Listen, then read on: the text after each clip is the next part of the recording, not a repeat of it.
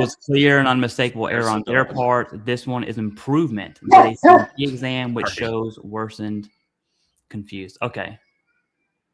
Did you track that?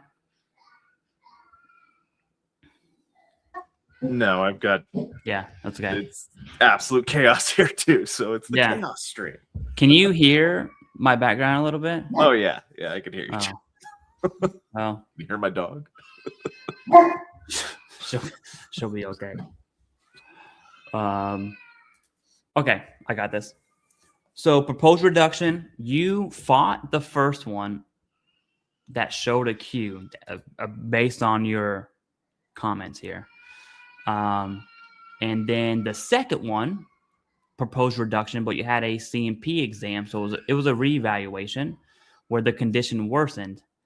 You're confused. I'm also confused at your question because I'm curious if your CMP exam. I'm curious as to what the results of your CMP exam are. Are you saying they're finished? Are you waiting for the results? What does that look like? Because you have the reevaluation in progress is what it seems like, but I don't know based on what you've shared. So put it down in the live chat here. I will catch it. All right, well, Sherman Barker. I'm just gonna. We'll kind of reassess. What's up? I just tell you that 60% for that condition, for the onychomycosis for the skin, that's rare. Like you rolled in on a unicorn, and it was probably a clear and unmistakable error. To be quite honest with you, that's what the proposal to reduce probably manifested from, because 60% is the highest, and you have to have like over 40% of your body covered by it, which is possible. And you also potentially need to have very drastic treatments that for it, which is not normal for that condition. So it's gonna, like, recovery to 60% is highly unlikely unless you have drastic medical evidence showing that you have the general rating criteria for 60%. Yeah. So. And it's the skin. The skin is not the skin is pretty difficult. The skin for high to maintain high ratings, I should say. Oh. Have you, can I just take an aside here for a second? Yep, go ahead. Have you ever, there's this thing about the skin where you can combine two separate skin ratings together to get a higher overall evaluation. Are you aware of that? Like, no, I'm not. Okay. And I mean, it might be something that it's not often known, but like let's say you had dermatitis and you had this the onchi condition. What we're supposed to do on the DBQ is we're supposed to have the examiner talk about the exact percentage that covers your body, because the rating for the general formula is like 5%, but less than 20%. So if you have two conditions that would be 10 and 10, it actually matters to be able to say, oh, well, this one's at 17% covers your body, and the next one's at 12% that covers your body. So what we can do is, rather than have you have two 10%, we can combine them together, the 12 and the 17, to exceed the requirement for the 30%. So you can request that too. Is that standard between VA raters, or we're talking about someone who loves their job? No, that is a standard thing that should be done. If the rater doesn't know about it, it's a failure in training or a failure in competency. But skin conditions have that special thing of being able to be combined together. But what happens is that when the examiners do their DBQ, they oftentimes will check the box, but they won't actually tell the rater what the specific percentage is. So if you have a skin condition and you get your DBQ and you don't see that there's a specific percentage on there, you can go, hey, I need, like, look, I have two skin conditions, and there is a possibility here that you could combine these together and merge them especially and make for large areas. Yeah, more advantageous. Yeah. No, solid. That's why you're the best at what you do. Well, and I give people advice on what videos to do. I can maybe send you some stuff on it if you want to do a video on it, or because there's a lot of like behind the scenes stuff that people just, how would you know? I don't know. Yeah. It's kind of weird. Oh, thanks for sharing that. All right. Okay, great. Thanks. Okay. Got it. Opinion on Dale Graham because they shafted me. Okay, so Dale K. Graham Veterans Foundation is an accredited. It's a veteran service organization with accredited service officers. They're great. All right. In fact, I got this. I was getting the sword. No. This is when I volunteered for Dale Craig Graham, as I wasn't a VSO at that point. I was a federal employee and I didn't want to cross streams there, but they're great. All right. I want to know how they shafted you specifically. And I'm not going to defend them because there's definitely poor VSOs out there. They've had a leadership change, and I don't know your situation, but I will say this. Sometimes the fault lies on the veteran, man. I've seen veterans submit the dumbest claims ever with zero reasoning and blame everyone else but themselves for a poor claim. That's a whole other topic I don't really want to get into, but yeah. It sucks because there's no nice way to put it. Either they were bamboozled by bad actors, bad education. Exactly. Yeah. That's the thing that just grinds my gears. Like, I'm not good at YouTube. I'll be honest with you. I don't know. Like, I don't do it well because I don't like you and Veterans Info Tap and whatnot. You guys give a lot of advice, education, and it's cool. It's great.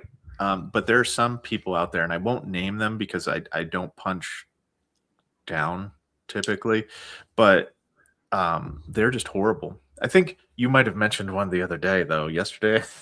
Yeah. You might have talked about one of them that growing like a weed, but not saying anything that actually doesn't just invoke fear, panic, and mass hysteria. And guess what? You ever filed a claim whenever you're upset? Guess what you get when you file a claim when you're upset, scared, or freaked out? You don't get a good claim typically. I mean, I can't make a generalization, absolutely, but if you're listening to fear and you're doing things out of fear and not competence and not, organizing your evidence in the way that's most beneficial to yourself in a rational, logical way, you will typically get these reductions or something like that. Not blaming the veteran, but just saying that it's, I don't know. I hate the fear mongers. Yeah. And I will say there's a difference between, I had a lot of comments. Yes. I have thousands of comments every day. I don't think people understand the amount of comments that I get. It's insane. Okay. I get like 8,000. It's almost 500 per day is what it averages out to be. But I get a ton of comments about how blah, blah, blah, blah, blah. When I say something like the GAO makes a statement how some veteran ratings are being overpaid, and they equate that to the VA is taking your ratings. And I'm like, hold on. Like, where's that sentiment coming from? Yeah. And then all of a sudden I open up YouTube and I see 50 videos about how the VA is allegedly actively taking away 100% veteran ratings. And I'm like, well, that's not really true. Like, that's just there's no mechanism, title and thumbnail. And it's not the same, right? It's not the GAO talking about revising compensation laws is not the same as someone saying the VA is taking your rating, because they're not. And that's the answer, point blank. It gets me when they say that, oh, well, if you go to treatment, you get better. They're going to open up a claim on you. And I'm like, there's no mechanism for that. Like, there's logistically, it's like a civilian that goes and is like, oh, well, the military is a well-oiled machine. They're so organized and that there is nothing. And then you go and you're in the military and you're like, how is this working? It's duct tape, nicotine, and rage. Like, that's the only way that this is even working. Hate and discontent goes a long way, man. All right. So I was told by my VSO that my DBQ was good. Okay. Oh, well, That's completely subjective, right? Yeah. But my medical opinion wasn't, also subjective. And that doesn't really, the DBQ I want to know how you would word this, because how I see it is the DBQ is the foundation for the nexus to be made, right? Because the DBQ essentially goes through your evidence, assuming it's direct. You have the in-service events listed there, clear as day, and then you have the current diagnosis and then symptoms, and that becomes the foundation for the opinion to be given. So it's weird to see, an inverse relationship between the two because they're kind of together. Anyways, so I submitted a supplemental claim with new medical opinion and was told I was going to have an ACE. Is that normal? No, that's Take not that, normal. and then I'll Yeah, I'll no say worries, no worries. Okay, so there's this misconception. So anytime you submit a private DBQ and medical opinion, if you go to any exam for any reason, they found it to be insufficient. They found one of the two to be insufficient. Typically, if one is insufficient, then both are insufficient. And there's this notion, and I don't understand it, but I want to say this as clearly as possible. When a DBQ or medical opinion have been deemed insufficient, they have zero value. They will not be reviewed. They will not be factored into the equation.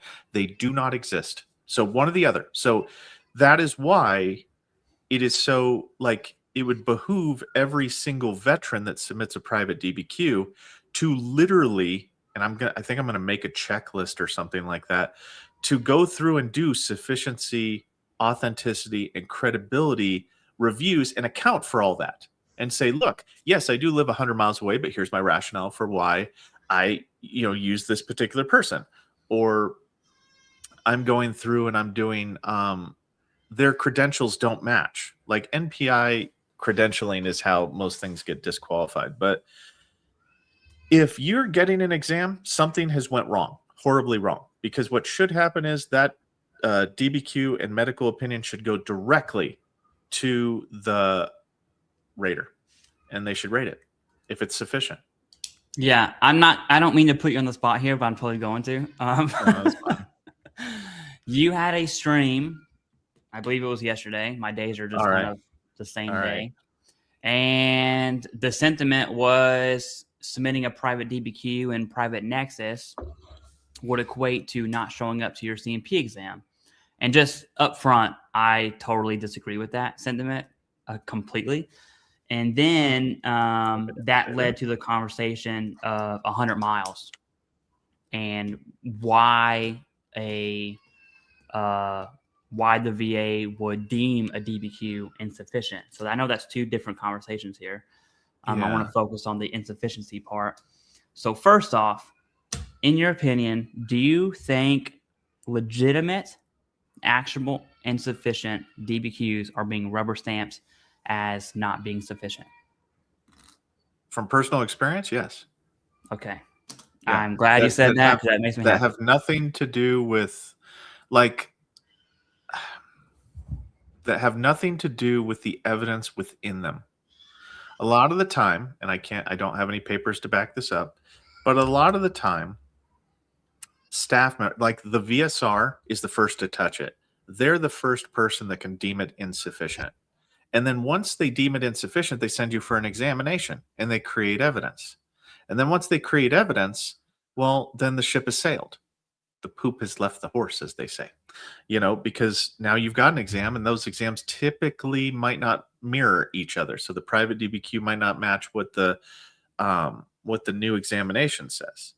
So, but I went through and I did a video on this, the day before yesterday, I think, in which I talked about how you have to go to the exam. If they schedule you to go to an exam, you have to do it. You should always do it. You should always go to the exam. There's never a time to not go to the exam. And then I also reported in the same video, because there's a duality to information. It's true until it's not. You can also potentially reschedule your exam to the point that you can get it to go back to the VA and hopefully get a different person to review it and have them see if it's sufficient or not. Because we can disagree. Like VSRs can disagree, raters can disagree, and you might be able to get a different set of eyes. However, that's a strategy that has risk associated with it, because they could say, nope, and then still send you to the exam. And if you don't go, that is actually an indication of inauthenticity if you do not go to a scheduled exam. Like if you have private DBQs, private medical opinion, and they schedule you for an exam and you don't want to go, it actually says in the manual that it is an actual indication of potential inauthenticity. Yeah, that's the private DBQ thing. I think is a.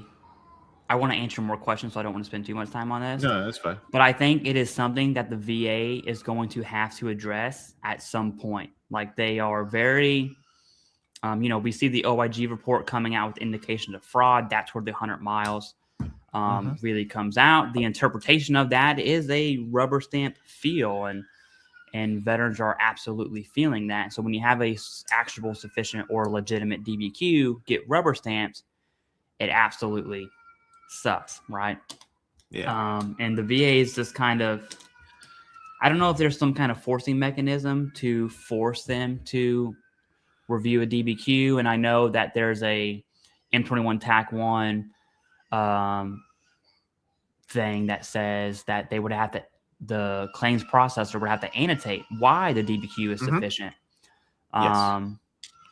Which I understand that, but it's like, if they report it's over 100 miles, that's you're still going to the exam, right? That's yeah, you're still 6 one like, way, half a dozen the other. Yeah, you do get a second review that can happen by the rater at the time, because I've actually done this where somebody, the VSR, who doesn't adjudicate claims, they don't know what it takes to adjudicate the claim. They know what it takes to get an exam, and that's the extent of their knowledge pretty much. But they disqualify the DBQ for personal reasons or for legitimate reasons. There is both sides to this.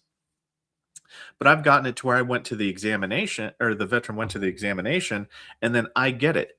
Well, I review the original DBQ and medical opinion and go, there's nothing wrong here. That you didn't have grounds to disqualify that. So in that situation, nobody's ever asked me this. What happens in that situation where the rater actually supports you having the DBQ? Well, at that point, I can merge the two DBQs together. Right? I can actually combine all the symptoms. So if the VA DBQ listed symptoms that were not on the private one, I can add them all together, culminating it into a much potentially larger evaluation, right, in the veteran's favor. So that's one of the reasons why I tell people always go to the exam, because you can have a rater that could catch it and they could just merge them together.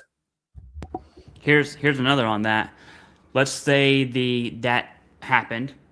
Either one of the two scenarios happened. What you just described, where you have both, or a claims processor deemed it sufficient, the rater agreed. Does QRT play any role in kicking that back and being like, well, you guys suck, so order the exam? Yeah, and they do suck. Yeah. Like QRT sucks. I hate them so much. Like I hate them with a passion. And I know hate's a strong word, but I've never seen people that get paid so much to know so little about the job that they do on a daily basis. But yeah, somebody can catch feelings. Like the QRT can catch feelings about something and say, you know what? I disagree, because they have the ability to do a difference of opinion. Like they can disagree with that, and they can, because they're the ones that interpret the M21 and the 38 CFR. So if they say that you interpreted it differently than you should have, then yes, they can force you to go back. Now, I've had some pretty colorful conversations with some QRT in which I said, you know what, then you can have somebody else do that, because I won't do it. I will not take that grant. I use that DBQ and that private DBQ and medical opinion were sufficient. And if you want to change that, then you change it. I'm not going to change that. You can rewrite the whole rating all you want, but I will not take that away from that veteran, because it's factually true. Not because I'm pro veteran to where, even if it's wrong, I'm still going to say it's right. The facts are the facts. The facts are the facts. Well, I am sad that you don't work. You're not at the VA anymore, right? So part of me wants you to go back to work. So the retirement. Yeah. Get back to work. No, I'm kidding. All right. So this is a response into a secondary one that I wanted to cover. The original question was about migraines secondary to mental health. And so this person replied, I'm 70% PTSD, applied my migraines as secondary. Examiner said less likely than not. Decision letter basically says mental health and neurological conditions aren't connected. The reason I wanted to bring up this response, although there's no question here, every time I get a chance to say this, I always take it, is secondary conditions are not a one size fits all. And I always use my snapback. This snapback, if I make it small, it'll fit on my daughter's head because it's a one size fits all. That's not how secondary disabilities work whatsoever. I'll change that in a second. I'm just going to match Raider HQ for, I guess, we're just having no face live stream. But yeah, the every single claim is unique. It's extremely unique. There's circumstances. There's competing evidence. I want to know if you're diagnosed. That would be question number one. I want to know if there's competing evidence. What other conditions do you have that would lead to your migraines? What is your treatment for your migraines like? Do you have anything to say to that while I change my battery? So, okay, there are secondaries that require medical opinions, and then there are automatic secondaries where the secondary medical opinions built into the DBQ itself. So think like lumbar spine, cervical spine. Those have built-in built-in medical opinions for the secondary conditions.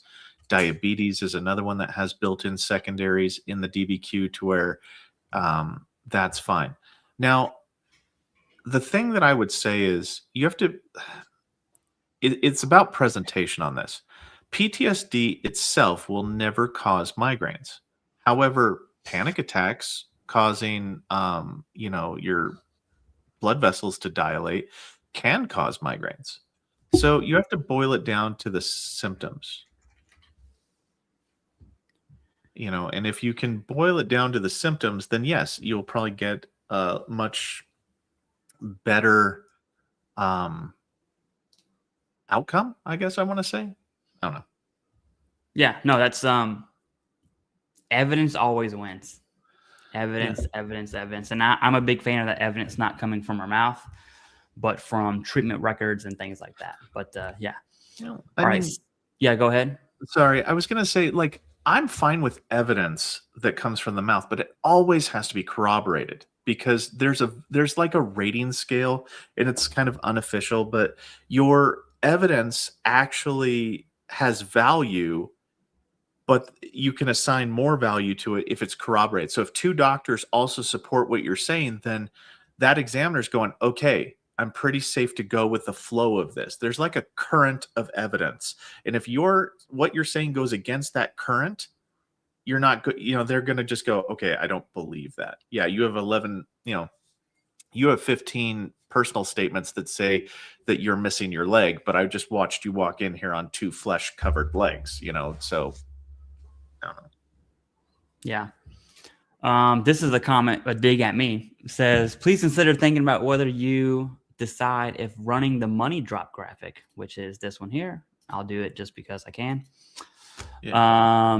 For folks who won their claims, it's a good look considering the current toxic environment surrounding VA comp. I'll tell you this, if all the sentiment that's against VA disability, how you combat that is with good sound arguments, right?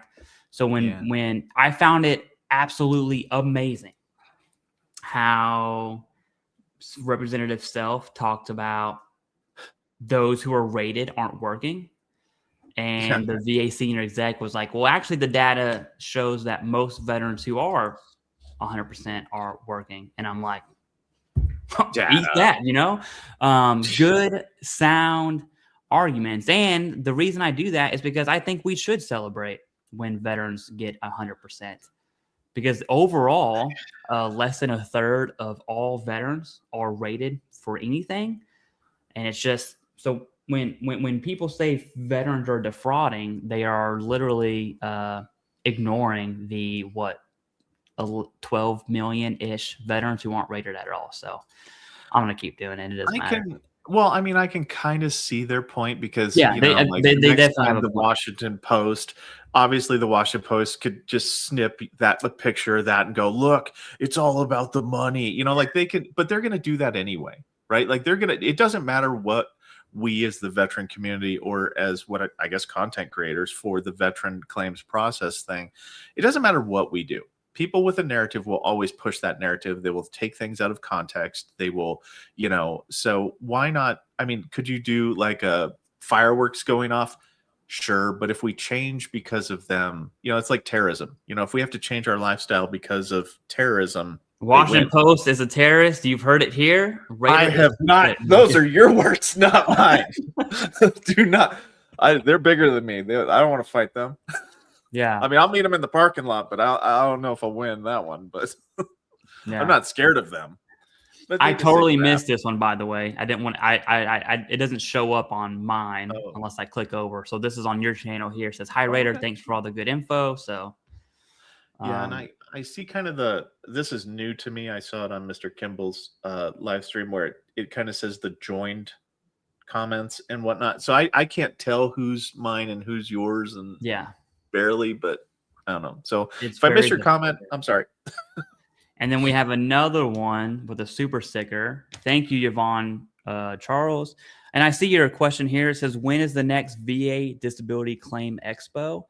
I don't know if you've covered any of those. No clue. But I have. So the next one, I don't know which is the next, but I can tell you the three that you want to go look up and just go into Google. Actually, I will look up one of them for you. So that way, when you do it, you know exactly what you're doing here. You just go to VFW National Convention 2026, and then you'll be able to see it. There's Gemini's thing here. So July 24th through the 30th, that's one of them. But you want to look up VFW, DAV, and the American Legion. The American Legion has one in my hometown, so I'm trying to go to it. Although they're making me mad, man. That's another rant. I guess I'm going to rant about it because I brought it up. Sure. It's insane to me how much I have tried. Like I have a decent platform, it's large. I have reach. The crazy part is people will listen to what I say, which I just can't fathom that at all. So I always try to be careful in what I say, but it's crazy that when I reach out to these organizations and try to do something for them, absolutely for free, no strings attached. I don't want anything. I understand what a nonprofit marketing budget is. I don't want it. And they completely ghost me. It makes me really butthurt, actually, to be honest with you. Anyways, yeah, there's those three conventions. Look them up. VFWs in Reno, Nevada, which would suck. The American Legions in Louisville, Kentucky, which is my hometown. And then I think the DAVs is in Orlando, which you can go to Disney World, which I love. So, yeah, those are your three options. Yeah, I don't understand that. Like, I don't understand their advocacy. I've never had any, as a veteran, I've never had any one of them ask me what I think would be important. I've never seen them advocate for anything that I think, even from the Raider or the veteran side, is important. Like, I wish, and you'll probably have a lot more people see this than on my channel. I wish that they would advocate to have Doug Collins make it mandatory to do long form narratives for every single denial. Yeah. Number one, none of these advocates, and I'm using air quotes right now, none of these advocates even know how the process even works. That's why whenever they go to Congress meetings, I'm like, we invited them. Why? They don't know how the process works. I'm not being demonstrative to them, or I'm not being mean to them. I'm just saying, like, we've got people who don't know how the process works inviting other people who don't know how the process works, but they're going to tell us the history about the process, but not how it actually works. And it frustrates me because we never get moved forward. And I'm on a rant now. This is awesome.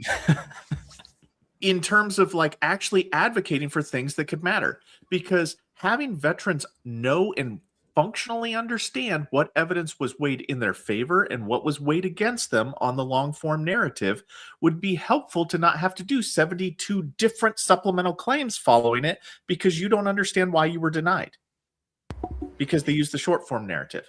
It pisses me off. And that's why, like, I'm not a part of any of those organizations, though. If you are, that's cool, because I don't see where they're actually advocating. Yeah. And maybe I'm naive. Maybe I don't know what advocating looks like, but I don't personally see it. Like value added, they wanted to change the forms up. Why? They're the ones that fill out the forms. Did they not know how to fill out the forms? Like, nope. Okay, I'm done. I'm gonna stop right there before I. No, you're spot on. I don't even know why they Sometimes exist. whenever I hear Sometimes. VSOs testify before Congress, they're really good at things like Yeah. the Major Registrar Act and giving their 2 cents, and they're good Yeah. at giving big, broad brushstroke things. But when the nitty gritty comes down, they are lost in the sauce. And to be honest with you, the what was that? The hearing where Daniel Gade spoke.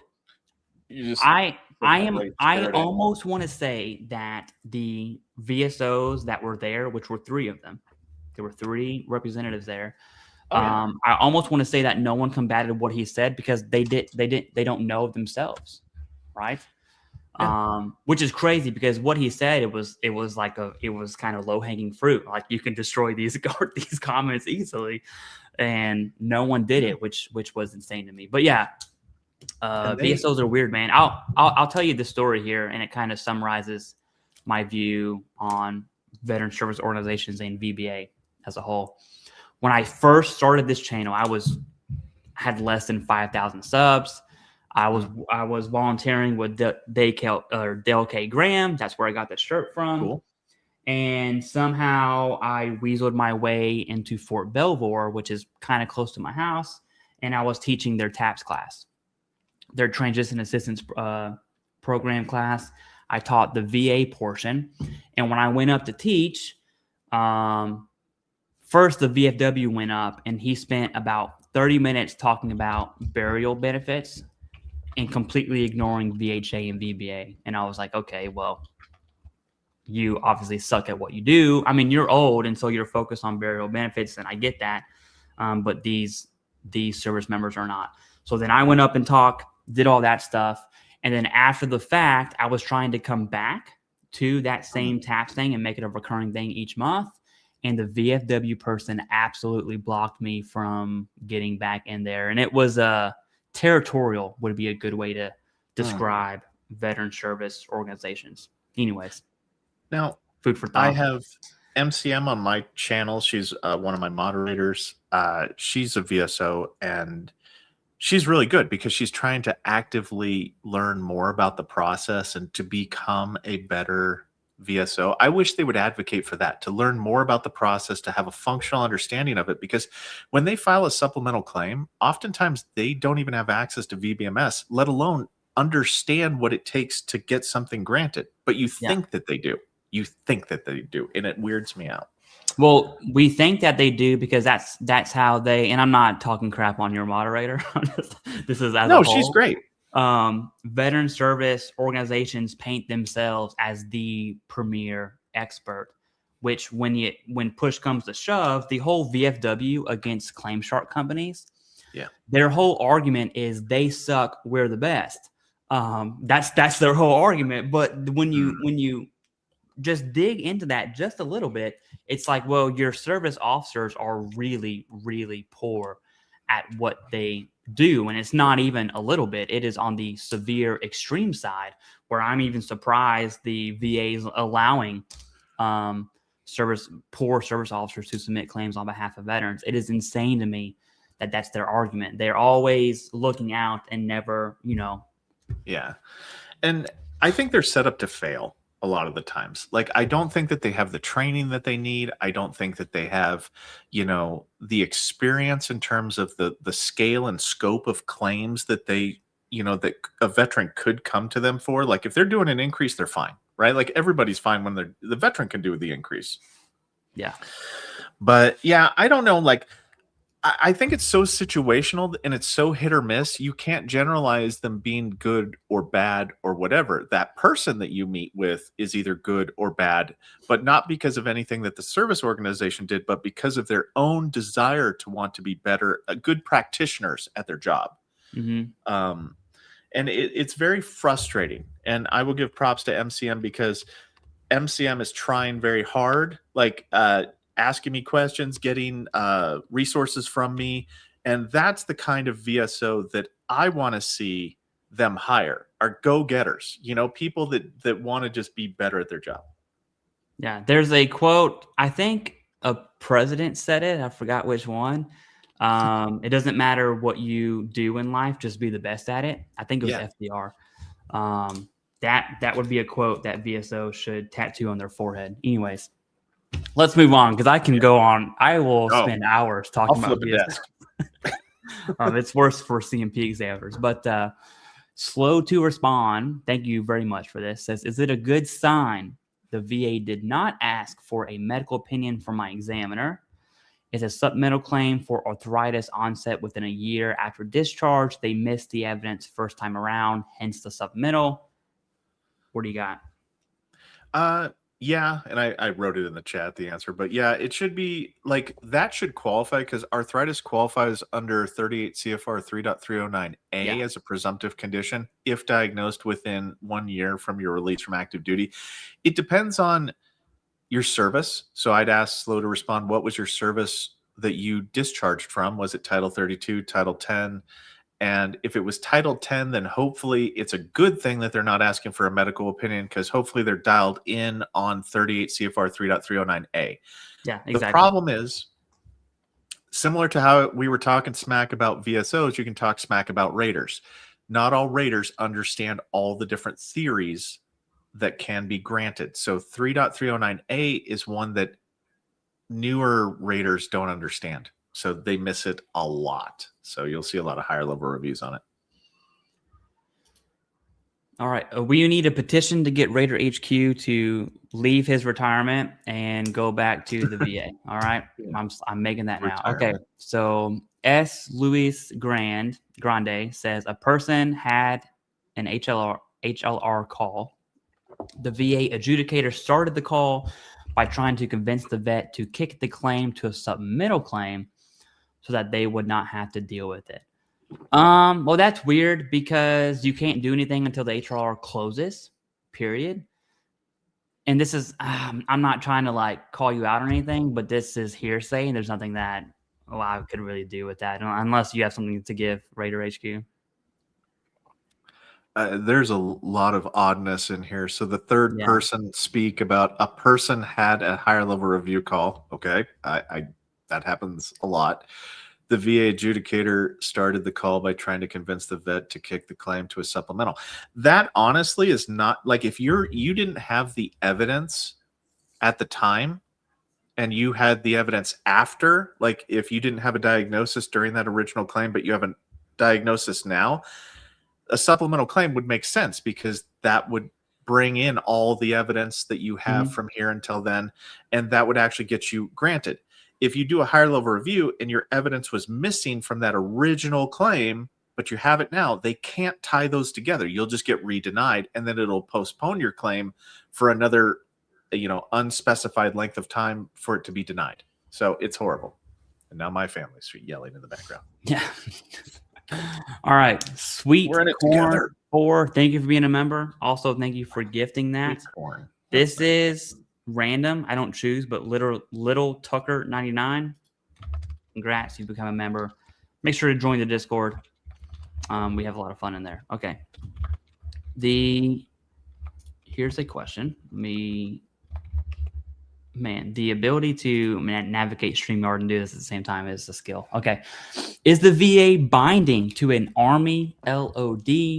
I left service without an LOD and MEB, only permanent 3 profile and private medical records. I was discharged under medical, choosing to sign release for going the MEB. I can tell you MEBs are not my cream of the crop here. I went through one. I'm going to pass that to you. All right. So if you're in the active duty Army, line of duties is kind of a built-in process. So the line of duty is you have an injury that occurred, you have treatment, you've got a diagnosis, you've got all that. As long as you don't have like willful misconduct associated with the injury, that would be the time that a line of duty would be done for an active duty situation. Most of the time, what we hear about for line of duties is for National Guard and reservists, because there's like this, they're sometimes on active duty orders, they're sometimes not. So you have to figure out whether or not the injury first manifested. So if you're talking about active duty Army, the line of duty doesn't matter. Your STRs will matter. You were discharged under a medical, choosing to sign a release to forego MEB. I wouldn't have done that. That is not good. I would have done the MEB, to be quite honest with you, because it has a built-in VA component to it that they get you the disability. You get your CMP exams. It's like doing a BDD claim for medical. Yeah, IDES, right? Yeah. So all right. That's about all I got for that one. I was told by my VSO that my DBQ was good. Did this one, but my Nexus was not. Oh, okay. So I mean, you should know how it is. People face the same thing 50 billion times. Let me scroll down and find a question. We answered that one. Oh no. No, here we go. Good segue from that last one. Any advice for folks currently on active duty before going through a BDD? I give the same advice to everyone. All right. First, keep it simple. I think people overcomplicate BDD claims way too much, especially here on YouTube. Keep it simple. All you need to do is make sure you submit for everything that is wrong with you, period. You get it all on there. All right. If you want a more of a meticulous answer than that, I would make a list of everything you were seen for, make a list of everything that bothers you that you weren't seen for. You put those bad boys together and you submit the claim. Leave it at that. Easy peasy, lemon squeezy. What do you want to add to that, Raider?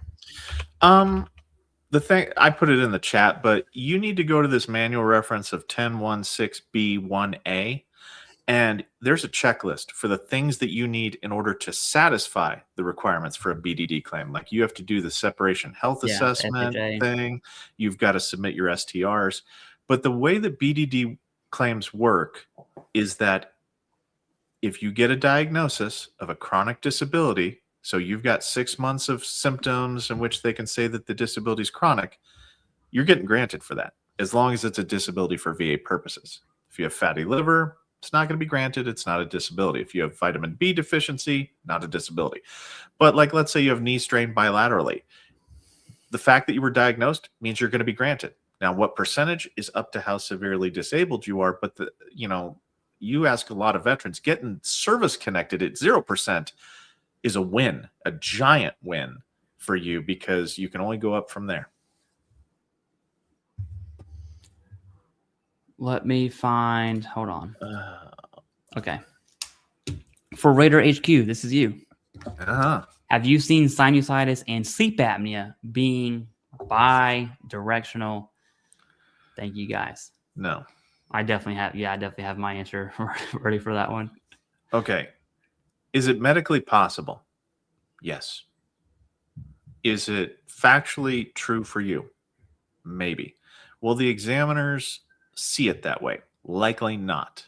And the reason, like, after reviewing so many ratings on this topic, I've seen it granted a couple times. I have not participated in that, but I've seen it historically granted.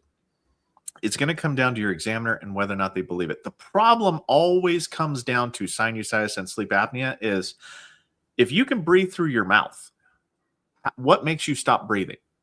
Because sleep apnea, is without breathing. Yeah. Like how does your sinuses stop you from breathing? And that is the hurdle. That's the dilemma that you have to overcome with the examiners, because they're going to be like, they always pivot to, he can breathe through his mouth. He's fine. Like, this has nothing to do with it because he can still breathe through his mouth. It obstructs his nose, but it never touches it, because you can have different types of sleep apnea. You can have obstructive sleep apnea, central, mixed.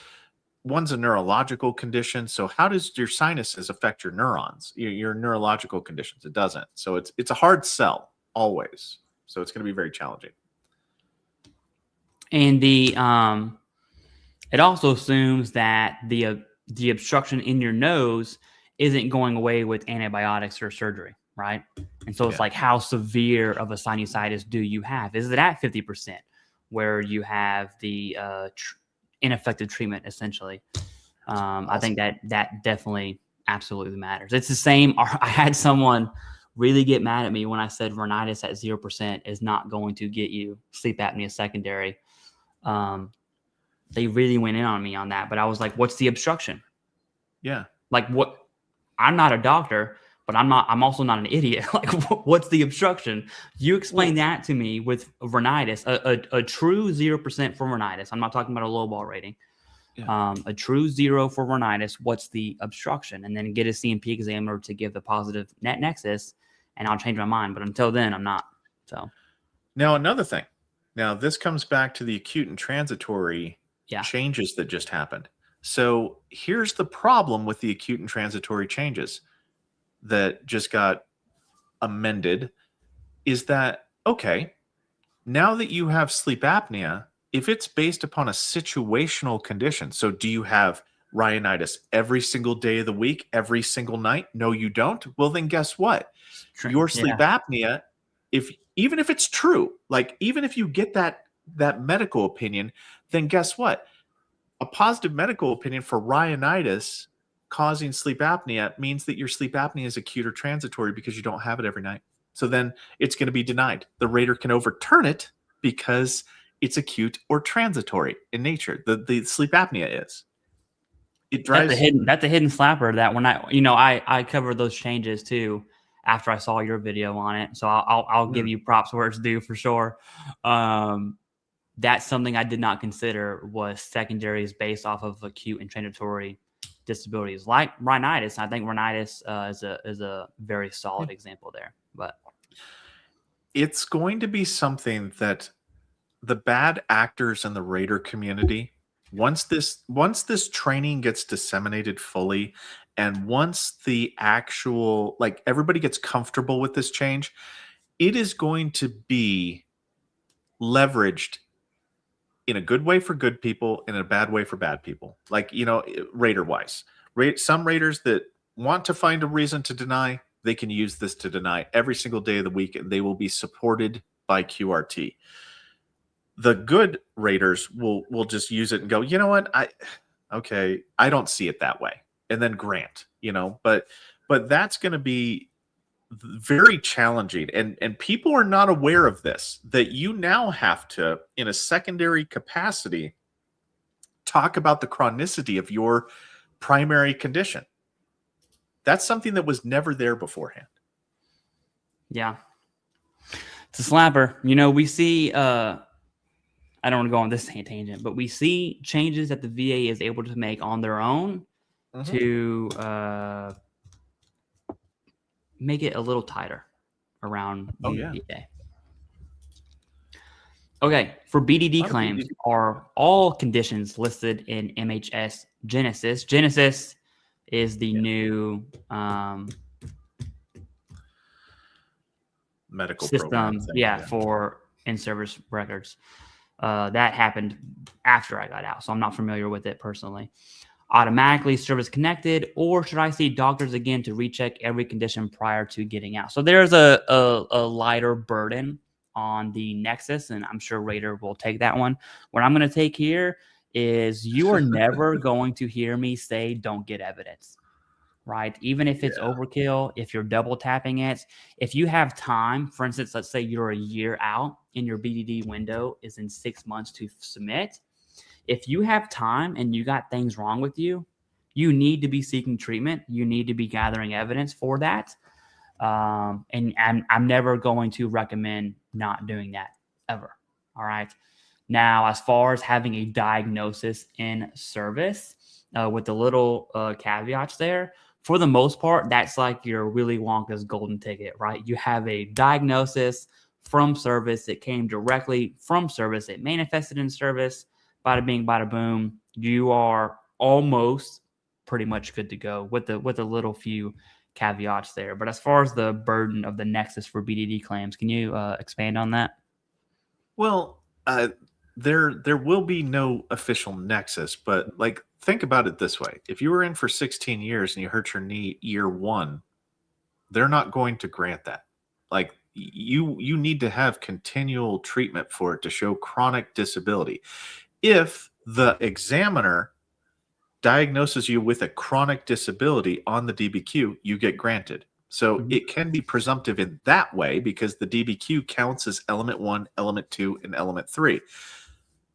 But just having had treatment historically in your records will not win over that examiner. You have to present them with a current disability. If you do not, then you take the best opportunity and the easiest opportunity to get service connected for your current disabilities, and you basically rip it up. So yeah, within the last year, if you don't have treatment for something within the last year, you should have that. For sure. Evidence always wins. That's what I'm never going to stop. Oh, thank you. Appreciate that. All right. Okay. Recently awarded IU. How long do my dependent? Oh, we answered that one. Also worried about if I should file, even going through the IDES process to ensure I get the use old rules for sleep apnea. I'll explain. Well, I'll talk about the changes per se if you want to cover the IDES one. As far as changes go, and this is what kind of sucks for BDD people or IDES people. And I think you just did a video on this too, Raider. I haven't watched it yet for changes in those service members specifically. Yeah. But pretty much there's things that we can control and there's things that we can't control. And the day you submit your claim, you should do it as early as possible and let the chips fall. There's nothing you can.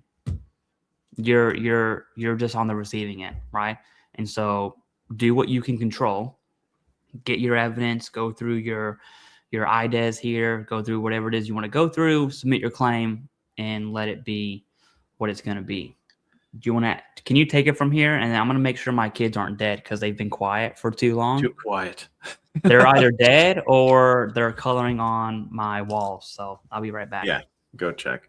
So unfortunately, the way that this works is even if you file your claim today, right, for a pre-discharge, let's call it a pre-discharge claim. So you're still active duty. You file your claim today. The way that this process works for people that are in service and getting out of service is that your date of claim will become the day following your release from active duty. Doesn't matter whenever you filed your claim, your date of claim will become the day following release from active duty.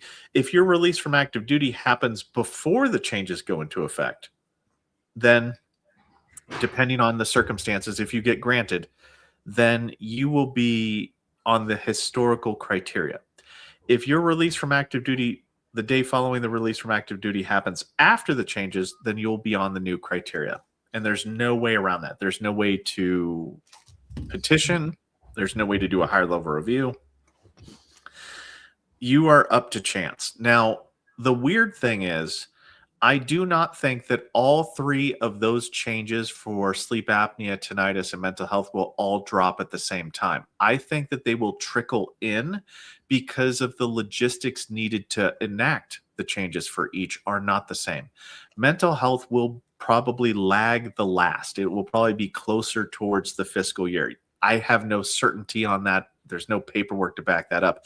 But you're retraining doctors on how to do the entire exam process from the ground up. Versus tinnitus, you're just taking away, you're changing a DBQ to effectively remove tinnitus from the hearing loss DBQ, the medical opinion for it. They can have it, right? And they can say what it's associated with, but the direct grant portion will go away. Sleep apnea, the same thing. They're going to remove parts of the the sleep apnea DBQ and just change it a little bit. Examiners don't, they'll either be, yeah, it's service connected due to this or due to that. So I think those two changes will drop much quicker than the mental health. Yeah, and the auditory and respiratory, they're roped together in the Fed reg as well. It didn't used to be like that. They were all three together, but they separated out mental health for whatever reason. And I found that to too much, man. It was just too big of a bite from a sandwich, Yeah. Okay, I think we have more things. I want to make sure I didn't miss it. We answered that one. Okay, I'm granted for sleep apnea, diagnosed for allergic rhinitis and sinusitis. I looked it up at Mayo Clinic, and it said yes, that allergic rhinitis and sinusitis is bidirectional. Just seeing if I could do it as a secondary. I mean, you have a striker's chance. You know, Yeah. that's a fighting term, but yeah, I mean, you have a chance. It's a low chance, but keep in mind, like, you don't have to convince the rater. The rater doesn't care. You have to convince the examiner. Like, Yeah, that's the person that the- you have to medically sway in this. Yeah. And they do use the Mayo Clinic. That is a good resource because that is the resource that the VA uses and the VA examiners use a lot of the time. But yeah, it's hit or miss. I mean, it has a low statistical probability. Just Yeah, it from goes their- back to secondaries on a one size fits all. You know, it's on a unique basis, and what type of sinusitis are we talking about? Like, is it 10%? Is it 0% where you have all that built up gunk, right? And you X-ray can't get rid of only. it. Yeah. Is it allergic rhinitis at 30% with polyps, or is it 0% rhinitis? Those are two completely different things. I mean, well, and also do polyps interact with that scientifically and medically? Like, you can't, like, you can try the spaghetti technique, but the more that you organize your evidence and show that it's not scientifically possible, in my specific instance, my evidence shows that it is happening. Like, versus is it scientifically possible? There is nothing that upsets me more than reviewing a book report. Right? Like, hey, look, like, you'll get these private DBQs and whatnot sometimes, especially from Florida, where they've just changed the veteran's name. Okay. No, that I could name them. I could name the nurse practitioners from Florida that are well known, that they have this template, and all they do is they just change the name of the veteran. They never speak about the veteran in their evidence. They just say, oh, if you look here scientifically, I've got these research studies that show, okay, that's cool, but it has no probative value because you haven't linked it to this veteran. Yeah. Right? Like, you haven't said why this veteran meets this criteria. You can cite everything in the world that you want to me. Doesn't matter if it doesn't match this veteran. Like, sorry, this is kind of an inside joke, but there's this one time where somebody had cited a study, and it was for like Korean females, and the person was like Snow White. You know, like, it was like, then what value does this have? I don't know. It's just kind of weird. Yeah. No, that's a good point too, because a lot of veterans will put too much weight, and I see it in the comments here. But they put too much weight on things like BVA cases and what happened to this veteran in that situation. And then I found this, you know, I used AI and I found a single study, and it's like, okay, first of all, we're not even qualified to read a study, right? The inside joke among the medical community is that doctors spend a lot of time at school just to be qualified to read studies, right? Like, reading a study in its own, your normal Joe Schmo off the street cannot weigh in on a medical study. You just don't have the credentials to do it. And so to upload that with your claim is literally just doing nothing, in my opinion. Then you have like the BVA cases, which mean absolutely dog water to the rest of the VA. Yeah, so, like, it doesn't matter. But it's a thing. Like, people do it a lot. Well, and they get a lot of bad advice, right? Yeah. Because they think like correlation equals causality for a lot of people. Like, hey, look, I was wearing a yellow shirt and I went to every CMP exam with a yellow shirt and I got granted. So yellow shirts mean that you get granted. No, that's not what that means. That means that your evidence got you granted, and you maybe they should wear this tinnitus hoodie. You know, maybe you'll get granted. I don't know. Yeah, maybe. Go to the merch store. That's a good easy plug there. Okay. We have another one from Terry Stevens 5260. This is from your channel as well.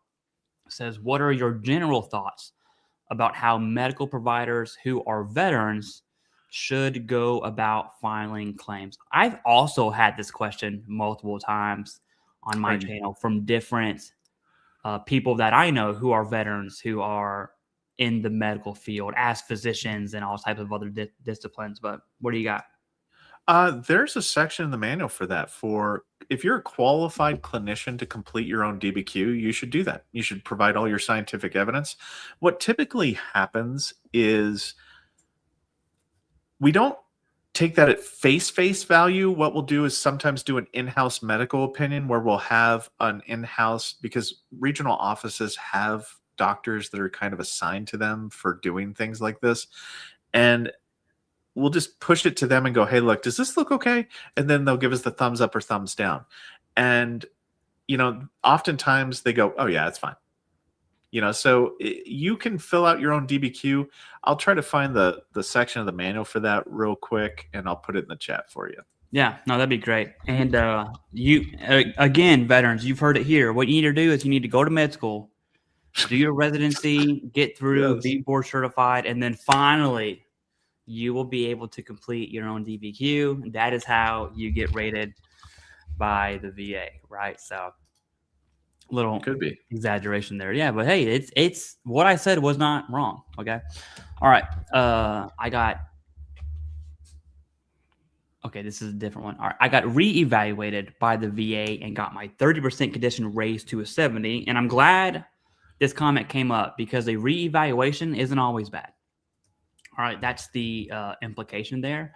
And people will kind of fuse reevaluation with reduction, which those are two different things. Anyways, with a few more issues to be looked at, lower back and vestibular problems. Thanks for everything that you do. Hey, thank you. Thanks for sharing that too. That's a very insightful kind of anecdotal testimony there. All right. Okay. I didn't do well on my C&P exam. I do have evidence. That's why I'm appealing the results in reference to my question you read earlier. I totally forgot your question, just so you know. I have also forgot said question. Yes.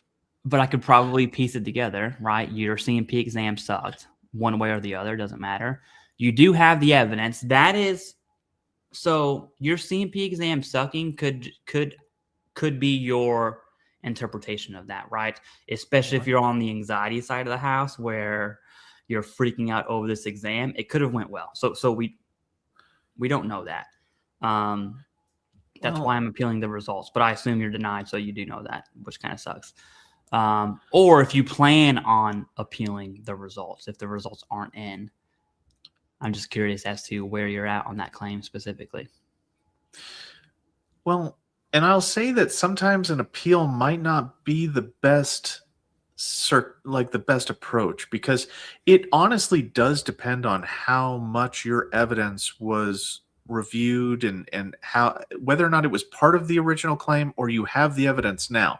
If you have the evidence now, an increase would be better. If I want to say that you're granted for it.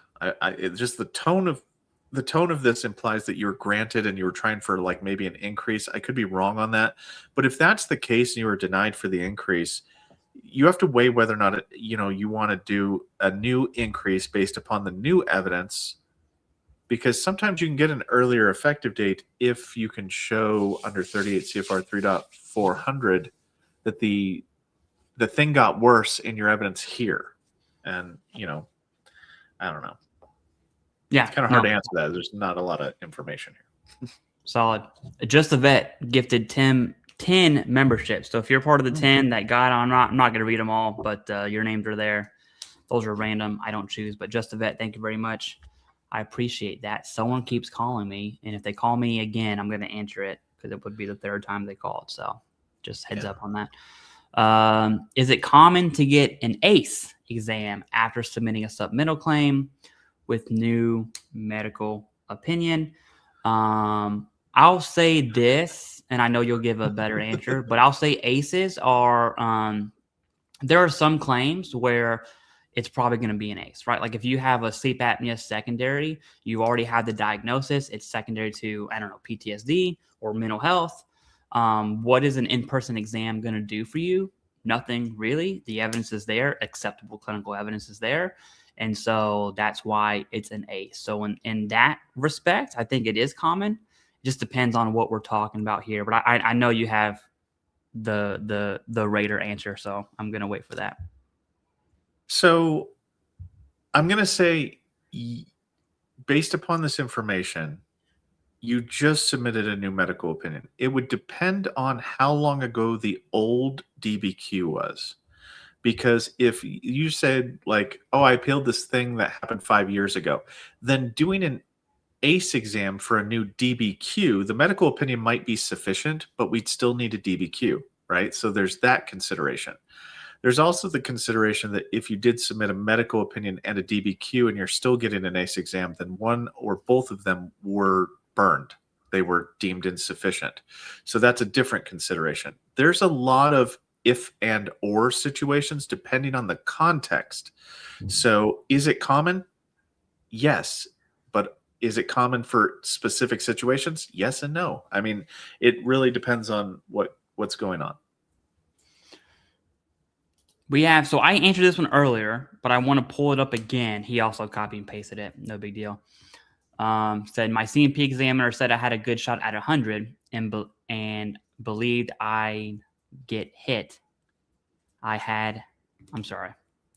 My CMP examiner said I had a good shot at 100 and believed I'd get it. I had a brain tumor with a ton of secondaries. I said something along the lines of the CMP examiner is way out of pocket for saying something like that. Yes. But at the same time, I think it is from the veteran's scope. All right. I think it is a very good sign that the examiner gave a positive opinion, and you should walk away from that exam a lot happier than probably this person, right? So, I would reserve judgment. I would brace for the worst and hope for the best, because they have no say in that matter. Oftentimes, medical examiners, that was them maybe trying to be nice, but they don't understand typically what their checkboxes mean towards the final adjudication. So, especially whenever there are secondaries involved and a lot of things, like, you have to be very cautious with that. I mean, I wouldn't believe that at all. I would just go, you know what? I'm probably going to get 0%, because you're mentally prepared for the worst situation. And then if it's not the worst situation, then you're pleasantly surprised, like, just don't get too wrapped around the axle on that one. Okay. Just what are they called? Reasonable expectations. Yes. yeah. Reasonable expectations. Ooh, the doom and gloom cloud from Raider HQ. Whoa, not for me. I want that to be noted. No, I'm totally kidding. But yeah, what you said is absolutely correct there. Okay. Neil, this is on your channel, I believe. Says HLR should have a VSO for your conference, even if you did your previous claims by yourself and you're at 90%. I assume that you're working with a VSO on that. So if you do have a representative, okay, and you do a HLR with an informal conference, your representative, whether that's a accredited officer or an attorney, can absolutely represent you during the HLR with the informal conference. I think this implies that the veteran did their own claim and they have a power of attorney set, which if you're not coordinating that, the VSO is not going to random willy-nilly hop on the call. But I'm also implying I don't know the context to this situation unless you want to say something. Yeah. There's no knee-jerk automatic, let's also call the VSO too. Like, higher level review doesn't work that way. But I'm going to be honest with you. Okay, so here's a little candidness from me on this topic. If you're doing a higher level review and you've organized your evidence and because, higher level reviews are like filing a grievance with the union, where you're filing a grievance with the union saying that, hey, look, you did not follow your own policy, X, Y, and Z. Here's the M21 manual reference that your rater did not follow. That's what the higher level review process is for. If you do not have evidence to support that they should have done a different action. not a case loss situation, but like an actual M21 reference saying that they forgot, the duty to assist wasn't done because they didn't get me my Terra examination. And this is not, I've got a diagnosis, I've got this, I've got that, I've Terra conceded, yada, yada, yada. But if you know why you're going there and you have your evidences all organized, having the VSO there won't help.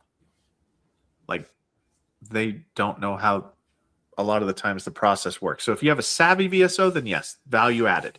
If you do not have a savvy VSO, value not added, and you're still kind of on your own. So, but yes, you can have them there. Yeah, like I signed a power of attorney with Dale K. Graham forever ago. And then forever ago, I did an HLR with an informal conference for migraines, and there's no requirement for Del K. Graham to represent me if I'm not coordinating that on my own. So if you want that person there for whatever reason, you're going to have to do the legwork. But I will say this, for a VSO to take that time and show up to an informal conference is probably a good sign that they are confident.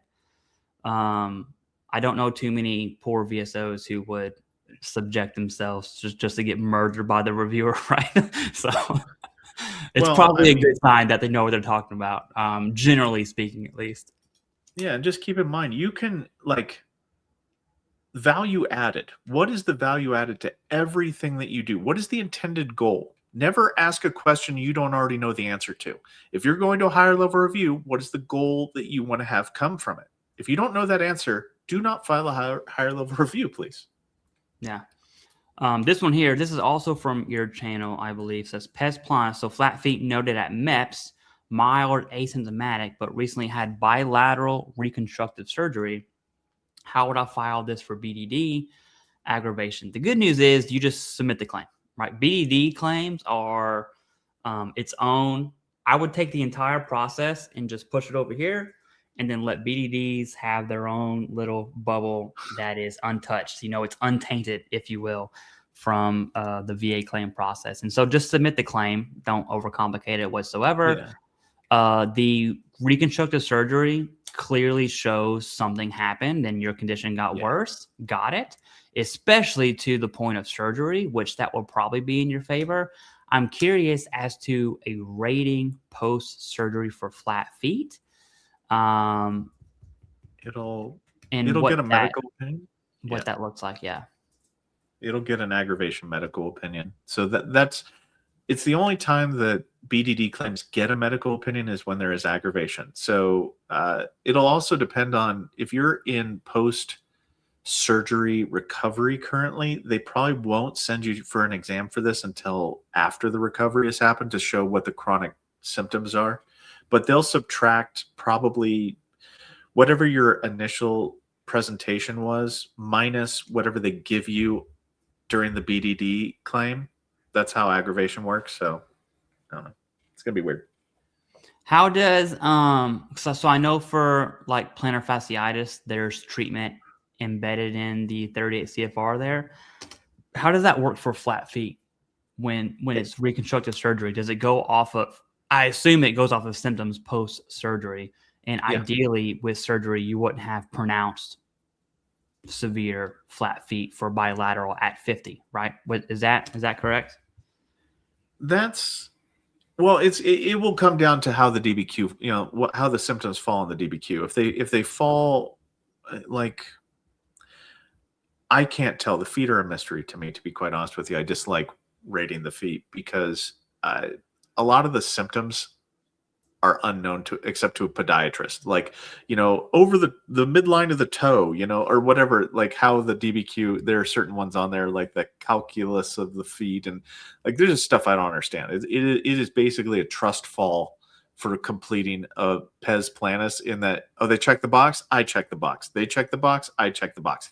I'm not going to question anything on a foot DBQ because I don't understand it. I'm not a podiatrist. So yeah. All right. Mo G says, will filing for PCAFC denial risk review for reduction on the VBA side? This is 100% in your hands right now. What? How dare you? What is a PCAFC? Yeah. What is that? Let me see if I can find a quick acronym. Okay, denial risk, a review for reduction on the VBA side. Okay, so wait, pension, is that kind of like Program of Comprehensive Assistance for Family Caregivers. If you apply for a caregiver, I think your okay. question is it going to reduce your rating? I don't know. The answer is no. No, I think yeah, that's what like, he's asking, unless you yeah, think something else. yeah, that's kind of weird. So, okay, so like maybe you're sick and you're having to take care of somebody that's sicker. Um, no, there's no mechanism to flag you on that. There's no like maybe if you file a new claims, it could be brought to issue, but that's not something that's in your medical record that you're providing care to another human being. So, highly unlikely, unless you're like mailing stuff in saying, "Hey, look, my situation's changed. I'm taking care of another human being." And if you don't do that, then I think you're going to be fine. I don't know. Yeah, and we're kind of piecing your question together. So Yeah, if you want to ask it another way, just do it now, and I'll catch it in the live chat. But I need to take a second here. Luna's got to go out, so I'm gonna mute for just a second. yeah, okay. So I have an ACE exam for migraines and IBS. Can I miss the call? I'll be out of the country on the day they said they will call. So I'm curious if they 100% said they are going to call you for sure. Because when you see an ACE, it's going to say the option is there. There's no percentage I'm going to give, but it's not common to be called on an ACE, right? The examiner, they have what they need, acceptable clinical evidence. They have what they need to give the opinion, right?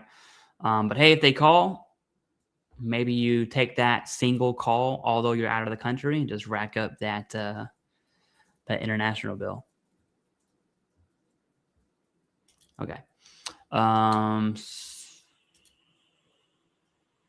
That's him.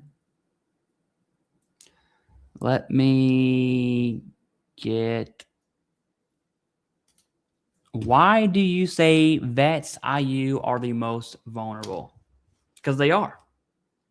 In all ways of societal life, IU. If you want to compare welfare to the VA, there's two programs that it at least makes sense. One's VA pension, which is essentially VA welfare, okay?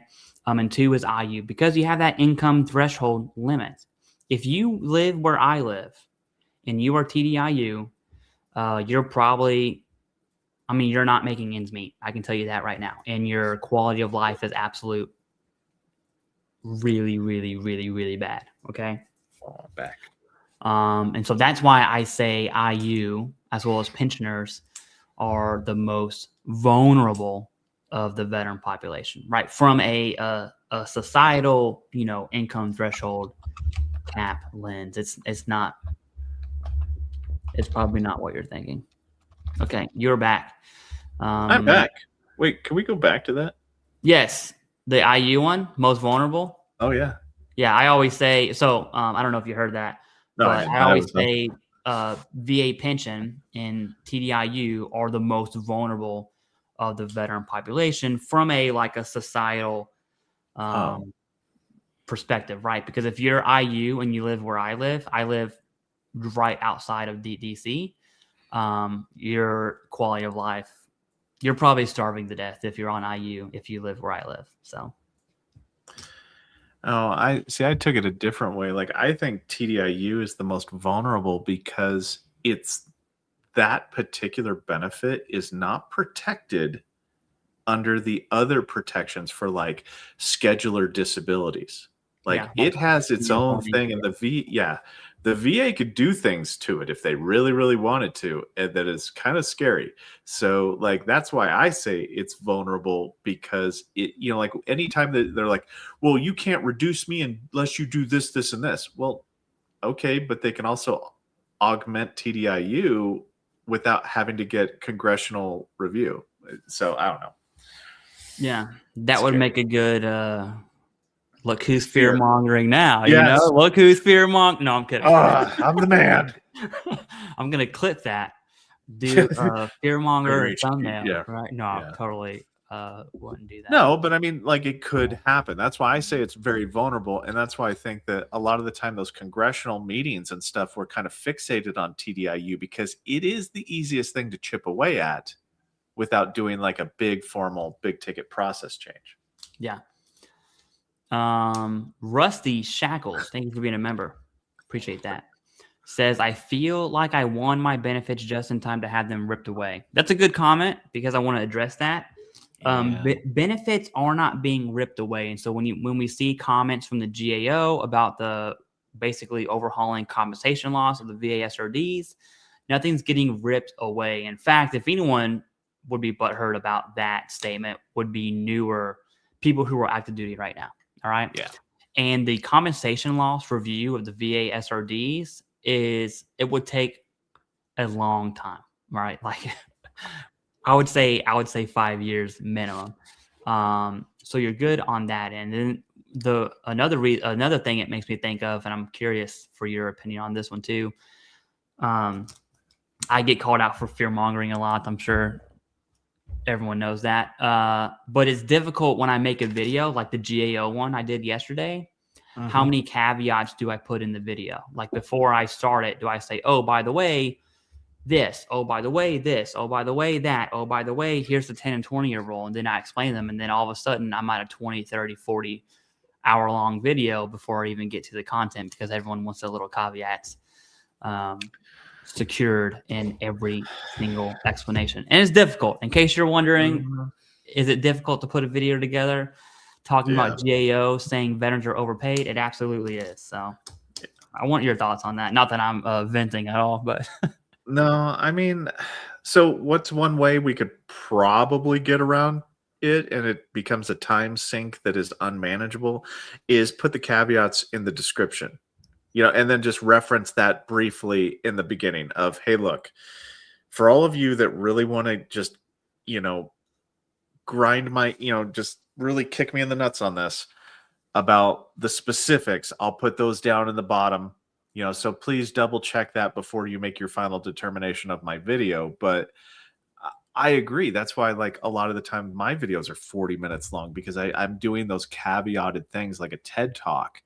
And, our channels don't have to be the same in that respect. But it is a time sink issue where there is just very challenging to, because I did that video yesterday or day before yesterday, I want to say, in which I said, yes, this is absolutely true until it's not true. Like the duality, if the VA was a little bit more consistent and the organizations that, kind of overwatch the VA were more consistent, then we wouldn't have situations where, well, it's yes, unless this and that, and that, and that, I don't know. Yeah. I got no. But hey, your benefits aren't going away. I just want to state that as clear as I possibly can. Well, you're fine. Go ahead. We also don't know what benefits you're talking about. Oh yeah. So we literally don't. I mean, it could become a situation where you might have this really obscure thing that's going away, and okay, cool. I mean, not cool, but I mean, okay. It's hard to talk to the specific niches of the process for the individuals. Like I try to capture, like throw the widest net that I can whenever I do a video and to capture as many people as possible in terms of education. But there are like caveats and, asides and it's worse working the system like that. That's why there's a lot of recidivism, like just turnover rate at the rater level and the VSR level, is because you have to start thinking in caveats like this all the time. Like there's 7,000 different ways this thing could go. I don't know. Yeah, no, that's definitely some good insight here. I think this is the next two are also from your channel here. Oh, yeah, your channel. Okay. My VSO said that he would generally recommend withdrawing HLR for a supplemental claim, but based on my decision letter, he thinks I have grievance with being denied sleep apnea. Yeah, I think it goes back to what Rader said is the nature of your denial. This was about the VSO being on the call. A lot of veterans, for instance, don't even know. They don't know what a supplemental claim is. And so they do an HLR with an informal conference because of whatever. And they get on the call and all of a sudden they're talking about new evidence. And the reviewer's like, oh, if that's the case, then sure, do a supplemental.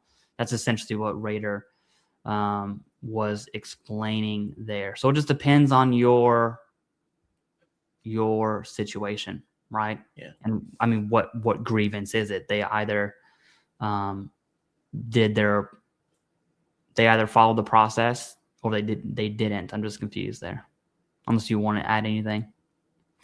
I mean, advice can oftentimes be very dangerous in this process. Mm-hmm. You honestly have to find somebody that knows what they're talking about, to be quite honest with you. Like, if you get bad advice, like, you can only get a higher level review one time per claim, right? So if you do the higher level review wrong, there's, you know, the potential for that being messed up, and then you have to do a subsequent supplemental claim. But to be quite honest with you, I would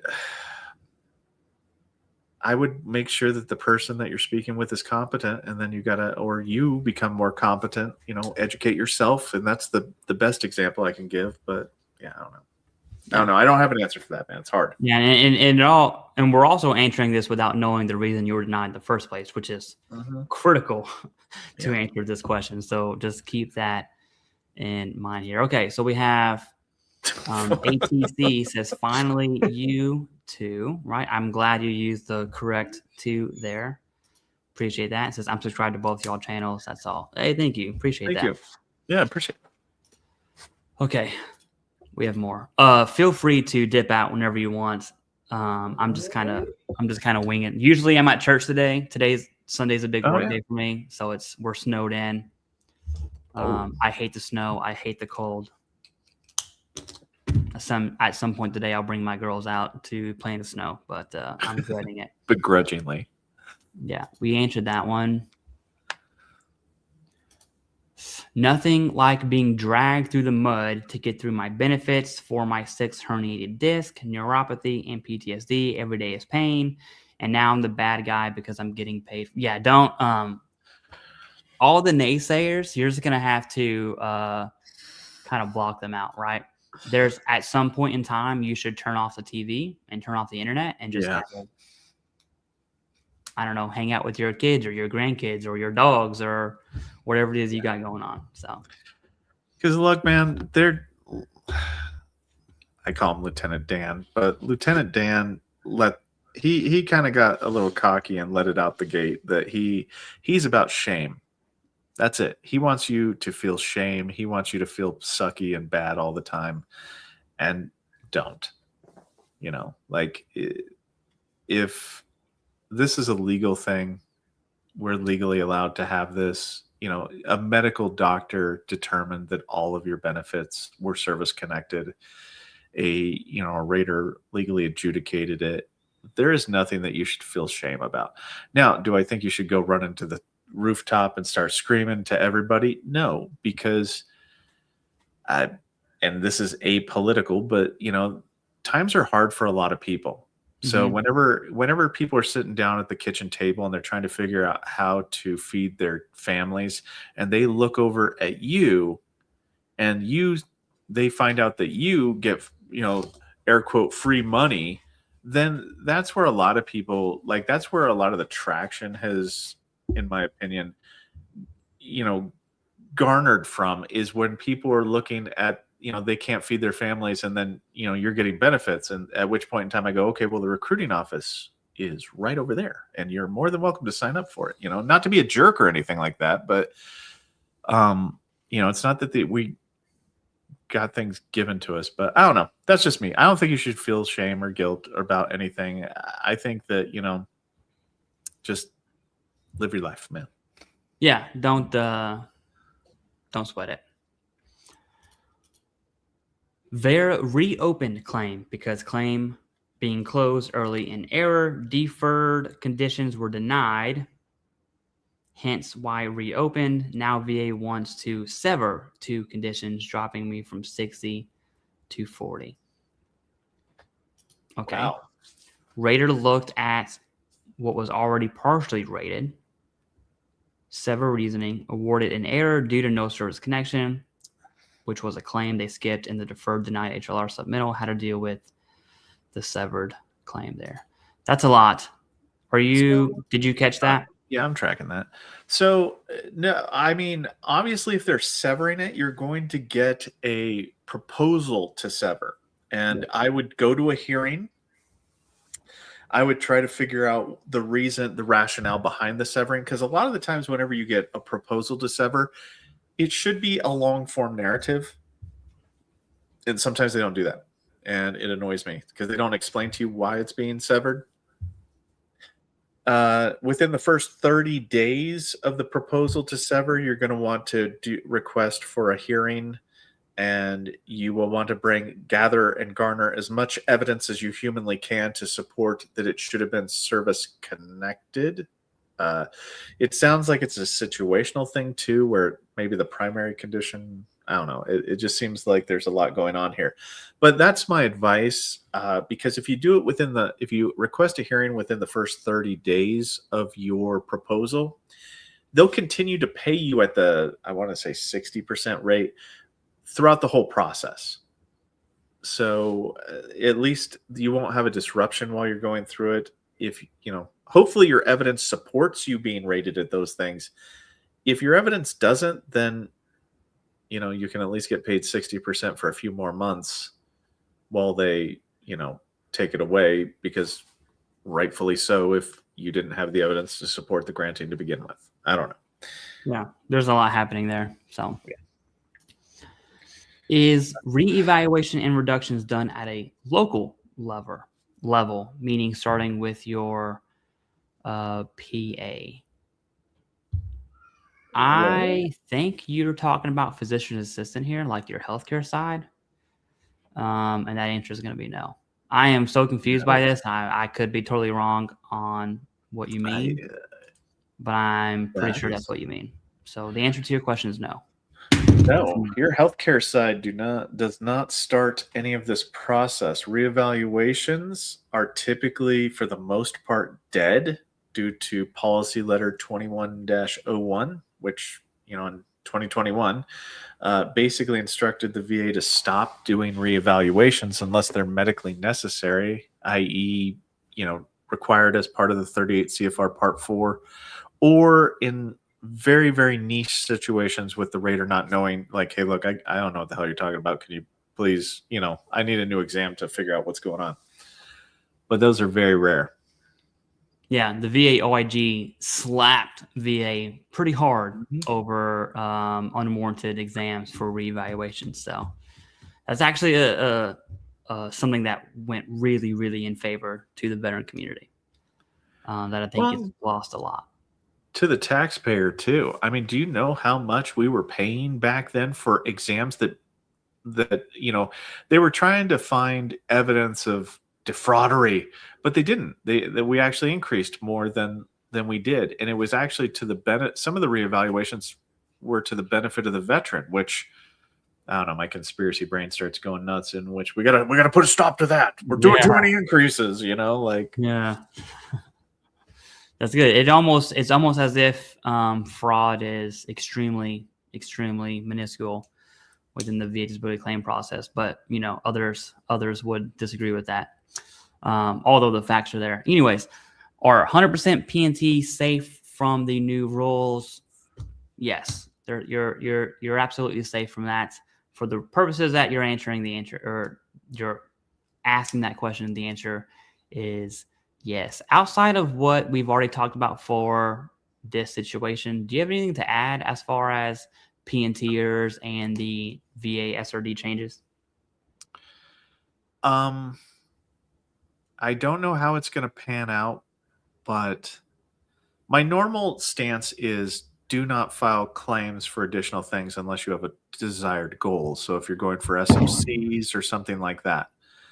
But I'm concerned, not the new rules per se, but what I'm concerned about is the acute and transitory thing, how we were talking about the secondary. And I do not want to fearmonger here, but I wouldn't touch anything at this point in time. Yeah. Because somebody could use the acute and transitory, like how they added that diarrhea due to lactose intolerance is an acute or transitory condition, if you tried to do an increase on, like, let's say you were somebody who was granted historically, which are a lot of people, diarrhea based upon lactose intolerance, wouldn't that bring it up to issue again? And could it potentially be severed? Because it's, like, and that only happens if you raise it to issue, like if it becomes put to issue. So for right now, I might say it's a cooling off period for people. People should probably wait until the VA gets, until they can actually see how the VA is going to use this acute and transitory before they start putting things up in front of them going, hey, look at this. Do you want to mess with this? Do you want to mess with it? It's right here. Like, I wouldn't do that personally. I don't know. I don't want to, I'm just concerned because you can have raters that just do their own thing, their own interpretation of the evidence or how the M21 changed. And if you're P&T and filing a claim, you need to be 99.9% certain of what you're filing, the evidence you're filing, and how safe your rating actually is. And if you're not, then simply don't file. Here's another one, I believe, from your channel as well. It says, wish me luck. CMP supplemental exam for hearing loss Tuesday, then CMP Thursday for mental health and GAD. That's a lot. Thank you, too, for your videos. Hoping 100%. I would hope being properly rated, right? I would just reword that there. But hearing loss exam, I'm sure you know how that's going to go. It's a supplemental claim, so you probably already did the first one. The mental health exam is... I've seen a lot of people get 10, 15-minute mental health exams, which really gets under my nerves or under my skin there. And then for GAD, and those are essentially the same. That's one claim. But yeah, I'm hoping the best for you. Do you have anything to add on mental health CMP exams? You and I will probably disagree on this, but yeah. That's always a good way to start I've seen your stance on it. I watch your videos a lot. Yeah. But with the newer like, you just want to talk about in general on what I recommend people do is they print out the forward facing or veteran facing DBQ for mental health. Even if you're doing PTSD, it doesn't matter. And then what I recommend is going through and checking the boxes, you and a significant other checking the boxes for what actually symptoms you think you have and what symptoms your spouse or significant other or family member think you have. And then provide examples within the last 6 months relating to that symptom. So that way you can kind of refresh your memory as to, like, it's not like a muscular skeletal joint thing where you can go, oh, I can only bend to here, and they can grab onto your arm and feel it, see it, touch it. Mental health is different. You have to actually provide them examples of it. You can't just go, I've got the worst depression ever. Cool. What am I going to do with that? Like, what do I do with that statement? It doesn't check the boxes. And literally those boxes are how you get to 100% or whatever. 0 to 100. I don't know. Yeah. I assume 100 meaning overall rating there. But yeah, best of luck. I'll tell you this, for CMP exams, speaking through your evidence and not through your feelings is what I recommend no matter what the claim is, right? So evidence always wins. Okay. Tracy M, thanks for being a member. So I had flat feet on entrance. The VA diagnosed me with plantar fasciitis and metatarsalgia. Used obesity to connect one service condition. Not sure how to connect it since I had flat feet on entrance. So you are wanting to connect your plantar fasciitis and your metatarsalgia. I'm just going to say meta. Your plantar fasciitis and your meta. First things first is look at the theories of service connection. That's step one. How are you going to connect it? Is it direct? Probably not based on this comment, but I don't know the nature of your service, right? Secondary, that sounds like is what you're pushing towards. Aggravation, I don't know the relationship between flat feet and other foot conditions, but that's at least an option, I would think, through it. And then once you figure that out, start lining your evidence to meet the big three of whatever you're going for. But I don't know the relationship between asymptomatic flat feet and other foot conditions, unless you do, or unless you have anything to add. That's going to be a hot mess because it's going to be bad because plantar fasciitis and pes planus and plantar fasciitis, which is flat feet and plantar fasciitis, have to be combined together if they're granted. So that's going to raise some issues because if you get flat feet added in, then aggravation subtracts the entrance exam versus what you currently have now. So you could actually be reduced if you added flat feet into the equation. Like if you had 10% for flat feet and you have 10% or you have like 30% now or something like that, you'd be 20% overall because they subtract them. Let me just look up metatarsal gia because there might be no value added to granting or to claiming some of these. And that's something that you guys need to understand too, is sometimes granting something or claiming something can hurt your claim more than can do anything else. Associated with a feet pain, it should not generally overlap. Yeah, I do think while you're doing that, I do think just on this comment alone, you probably have a better argument for flat feet because it's on your entrance exam through aggravation. And I assume you have other foot conditions.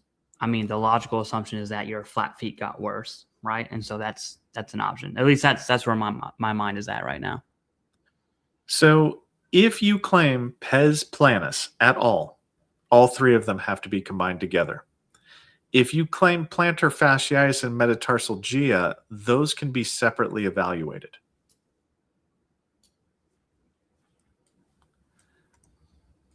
And that sucks. Yeah. And I'm just going to put it in here. I'm going to put the manual references. It's this section here where each one of them says that they can be either separately granted or must be combined together. And the feet are my nemesis. I hate the feet. Like it frustrates me to no end because it's 6 of one, half dozen of the other a lot of the time. Yeah, Raider HQ does not have a foot fetish, everyone. Write that down. The foot picks are not how I'm going to make it rich. Yeah. What do you see is common for someone that's 100% mental health? How does it apply today compared to the future? Do you have to have hallucinations? I would say, first off, within 100% ratings for mental health alone, that in itself is not common, right? And so based on your question, the pool you're pulling from is not large. I have a friend who is 100% for mental health. He's also SMCT. And the best way I can put it to you is that his life sucks. Okay. You can infer from there. That's mainly due to SMCT part of the side, but the mental health doesn't help at all. As far as the few, well, let's stop there, and then I'm going to pass that to you. Okay. All right, brother, we're going to come down to it. It's going to be a rumble in the jungle. You and I are probably going to disagree on this, but it's fine. So under the current iteration, all right, the problem is that 100% symptoms are primarily associated with personality disorders. So in order to become 100% under the current criteria, you have to either have a condition that those symptoms fall within, or have a condition that has traits of symptoms, like traits that mirror that thing. So it's very challenging to become 100% because you have to have like schizotypal hallucinations, delusions, inability to manage your, self-care type things, your hygiene and whatnot. Very specific symptoms that, like, if you have adjustment disorder, you shouldn't have hallucinations, because if you do, then you should have a different diagnosis. Under the new criteria, that is potentially different, where the severity of your condition will dictate. So you don't have to try to put your symptoms in a box it shouldn't fit in. Yeah. So that's what I like about the new changes, potentially, is that you're not having people trying to put stuff that doesn't, like, I have adjustment disorder, but I have, raging hallucinations. Okay. It doesn't make sense to me.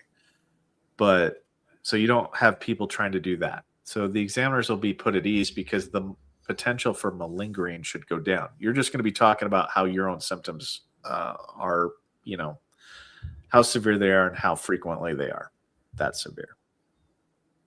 Yeah. No, I don't think we disagree at all. We're good. Oh, there's a comment there. I think that the newer changes are going to be better for veterans that can articulate their symptoms. There it is. Yeah. But I think that I don't like the changes in the fact that veterans that are in pre-contemplation that they have mental illness or they're not effective at communicating their symptoms, they're going to fall through the cracks a lot of the time with this new change. So the most vulnerable veterans will not potentially benefit from the changes, but veterans, like, I have mental health myself, but I'm able to articulate my symptoms. I could benefit from that. You could potentially benefit from that if you had mental health, or, veteran X, Y, and Z could, if they can communicate well. But that's my 2 cents. Yeah, no, that's where the disagreement is. Yeah. I was waiting for it. As far as the changes go, yeah. I think it goes both ways. It's a double-edged sword. I think the majority of veterans with mental health are going to receive lower mental health ratings. At the same time, I think veterans who would teeter-totter on 70 and 100 right now have a more objective DBQ to push them either 70 or 100. But I don't think someone who is, how do I say this, man? I don't think someone who is 50 or 70, like a pure 50, pure 70, meaning 100 is not even a thought for them in mental health. I think that bucket of veterans, the new claims, those will all be 30s and 50s. That's essentially where I'm coming from, because it's not a checklist type of deal anymore. It's going to be a holistic quality of life. And you're also putting a lot of weight, not you personally, but I think we're putting a lot of weight on C&P examiners to do a comprehensive mental health exam, looking at the 5 domains instead of a check in the box mentality. Because right now, the mental health DBQ it's literally a check in the box when you look at symptoms, and then the section for, I think it's 3A off memory, but whatever section for that correlates to the rating there on impairment. And I don't have trust in C&P examiners would be a good way to summarize it. Okay, so I see your right cross. I'm going for a body shot right here. Yeah. Well, I think this potentially empowers raters to be able to pick symptoms out of the evidence. So normally, in order to have hallucinations, that doctor has to check that box, or you have to have it diagnosed by a doctor. But if you can, like, lay statements will have more probative value. So like buddy statements, lay statements, those will weigh more now. So where the current iteration of mental health for the higher level symptoms, you can't just show that you have, hallucinations. You can't just say that to me. You have to prove that to me. Versus this is going to become a lot more subjective in nature. So advocate raters can pull those symptoms out, like especially if the veterans talked about the level of impairment under the new criteria within their treatment sessions, raters can pull that out. So we can disagree with the examiners and actually add those symptoms on top of what the examiners checked. Yeah, you said something there. I want to, not that we're battling right now, but you said advocate. Body shot.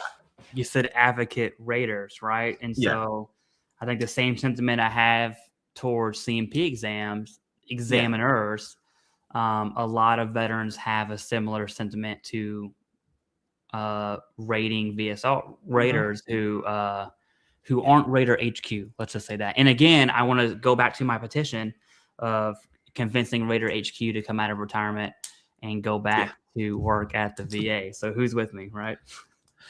So the thing that's going to also flavor this is how is anytime that you have a symptom, think about it like painful motion. QRT, the quality review team that manages raters and VSRs and all that stuff, if there's a symptom that's there, it has to be applied, or that's a clear and unmistakable error. The same will be, in my opinion, true for symptoms that can be checked in the evidence. So they will treat it like painful motion, and you can fight for it and say, well, it's right here. You know, my symptom is right here.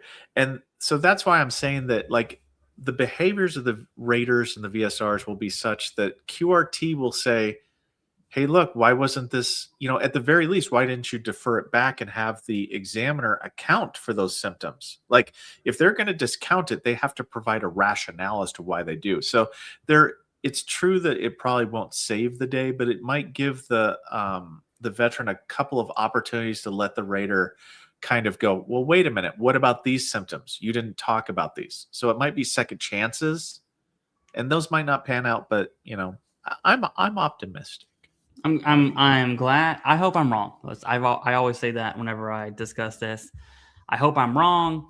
And another point you did bring up, which is good, is personality disorders. Like if you took a line as to of all the mental health disabilities, and you took a line for what is more severe than others, your personality disorders are going to be on the more severe side. And so that is a huge factor. And that's especially for quality of life. And so I think you're going to see a lot more 100%ers with again, teeter-tottering on the 70 and 100 right now. It's going to favor them. Yeah. And I think the middle, the 50s and 70s, today's 50s and 70s, if you will, are going to teeter-totter on the other side. I don't see, if I was to summarize what I see in the future, as many as 70% for mental health right now, I see that number being lower, right? I don't see 70% being a common VA rating for mental health. It'll be 30, 50, and 100. In my opinion, coming from a dude in his basement, and I want that to be clear. So, dude in the basement. All right. Yeah. My basement is pretty sweet. I could do a basement tour one day, but yeah. It will be interesting, but I think it's salvageable. Like in terms of if you have evidence, like if you walk off the street, like if you're like, no, I got this, bro, no treatment, no nothing. Yeah, you will not, it will not favor you. But if you're somebody that has went to treatment, you know, even you've graduated from treatment, you've had a few Band-Aid sessions, you know, and whatnot. I think that like the acute and transitory, once again, is going to fall into place here as kind of a thing where that's what the examiners, in my opinion, are going to fall back on. How long has this been going on? You know, because I never thought of that. Yeah. Yeah. If you lost your job, right, you're depressed. But if you get a new job, you're going to be fine. So they're going to want to see for these symptoms chronicity. So they're going to want to see that chronicity of care. It will fall under that same category for me that if you have evidence to support it, because they're going to have to use something, right? Like they're not going to just pull it out their fourth point of contact, the examiners. They're going to have to use something as a baseline, and I think it's going to be acute and transitory. Yeah, that would be, man, I did not think about that for acute and transitory as a slap in the face for mental health. I mainly focused on anti-PACT Act, really, is what I kind of saw. Go ahead and do a video, man. I mean, like, yeah, that's a good point, right? Because how many veterans, how many service members, and how many veterans don't seek mental health treatment? And that number's in the millions, guessing. And you look at these new criteria changes, and then the new M21 TAC 1 changes for acute and transitory. I'm going to be honest with you. I think that supports my argument. I think you made the argument for me that the changes may not be favorable. So I appreciate that.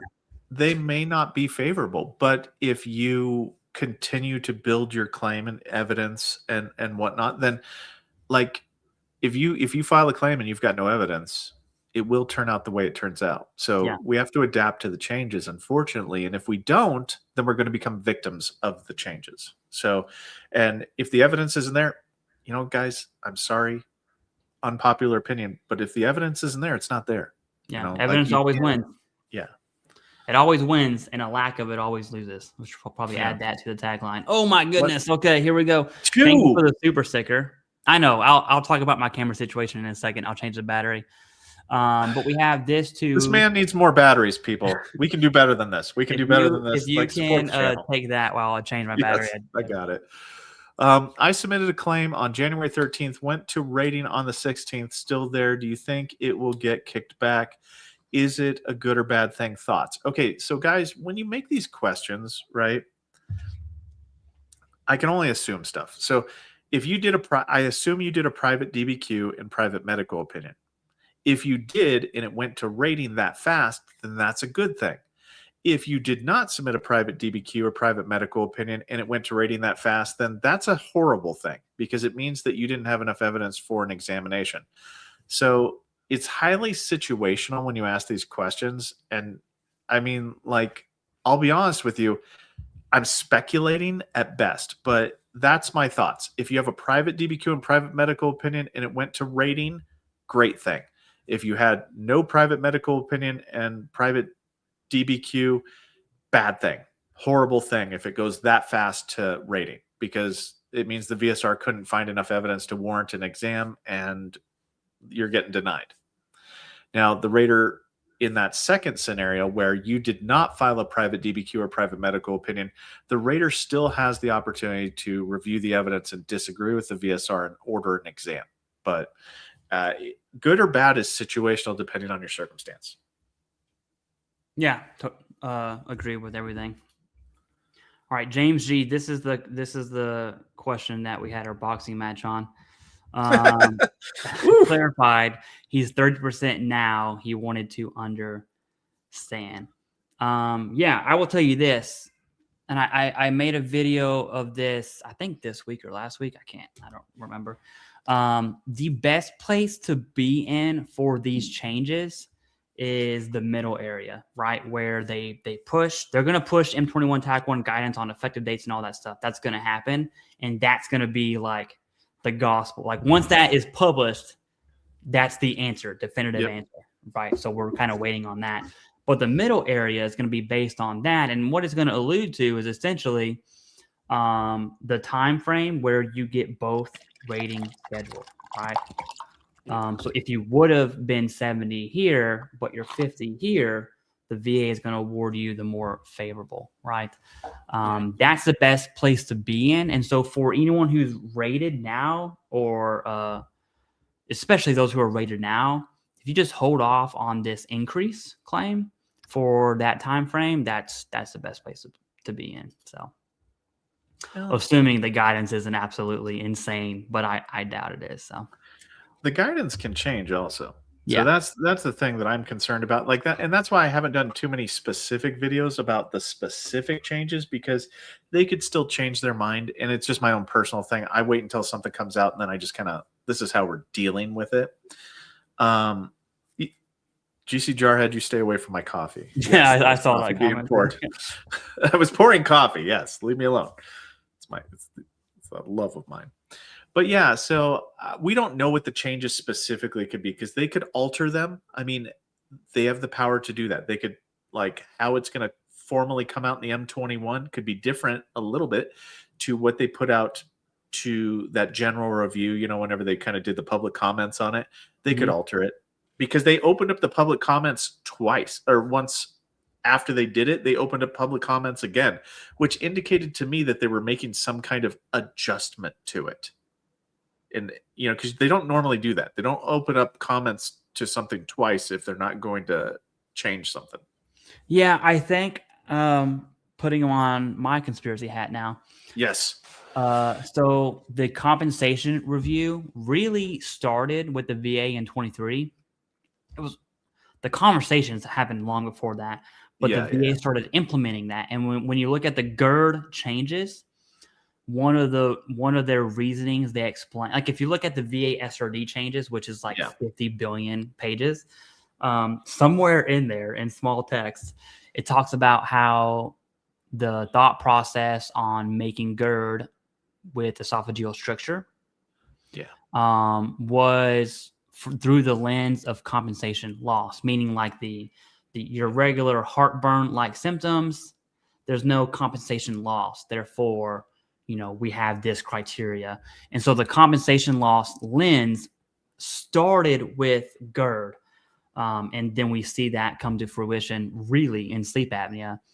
And I'm curious if the changes were compensation loss related for the comments. I don't know, but that's my conspiracy hat. And I'm going to die with that. So, and I don't think that's going to be favorable. So. I don't know. It's really hard to tell. Like, we're kind of, like we're deep in speculation town because I do know, like I do have some certainties. Like I'm fairly certain that they're going to treat it like they did with the digestive changes. So an intent to file will not secure you the historical criteria. You have to have a diagnosis before the changes, and you have to have the claim filed before the changes in order to double tap that you will get the historical criteria if granted. And I'm all about double tap. I don't trust anything in the process. So that's like my most secure answer. Like if you want to like just be as certain as you can that you're going to get the historical criteria, that's my advice. And if you don't do that, file, diagnosis, submit. Well, yeah, and the intent to file is just for the back pay, but it will not secure your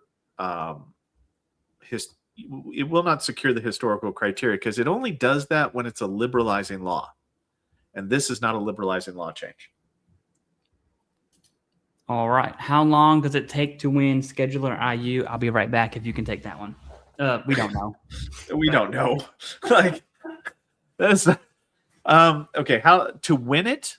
It takes as long as it takes. So, like, if you want me an honest answer on this, so you'll have to go to exams. So that's a 30-day minimum window of time, because what they have to do is they have to do an economic impact assessment to see how do your disabilities interfere with your ability to work.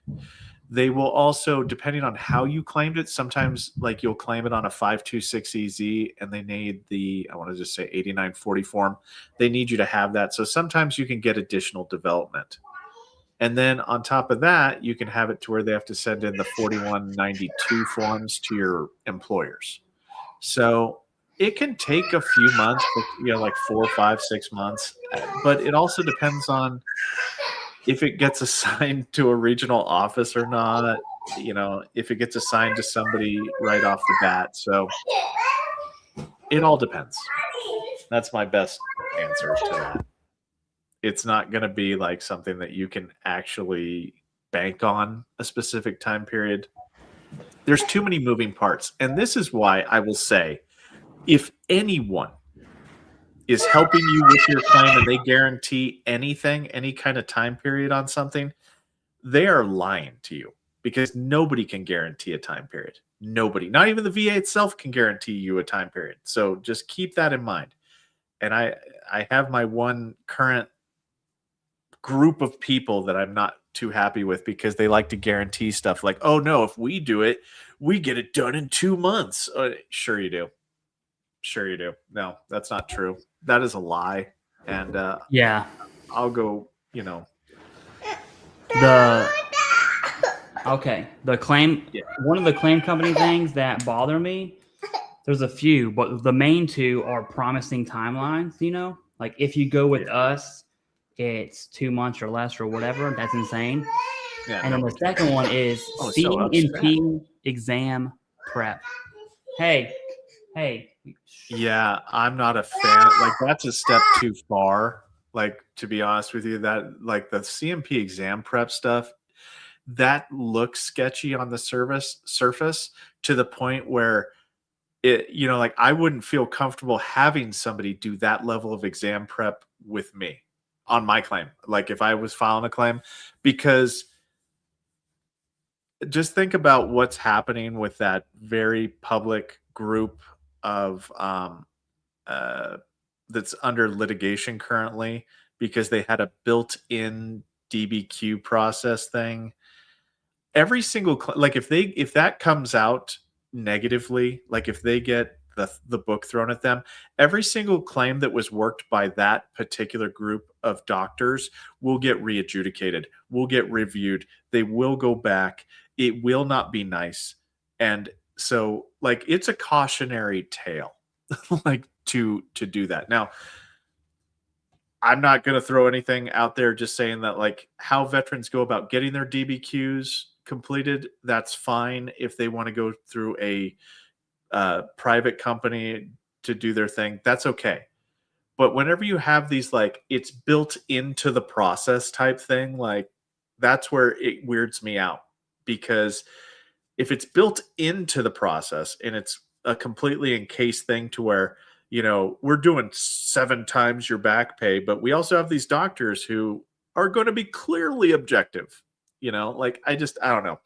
I try not to touch upon it too much, but it scares the crap out of me, because if that particular company loses their legal standing or their legal argument, and then all of those claims become suspect.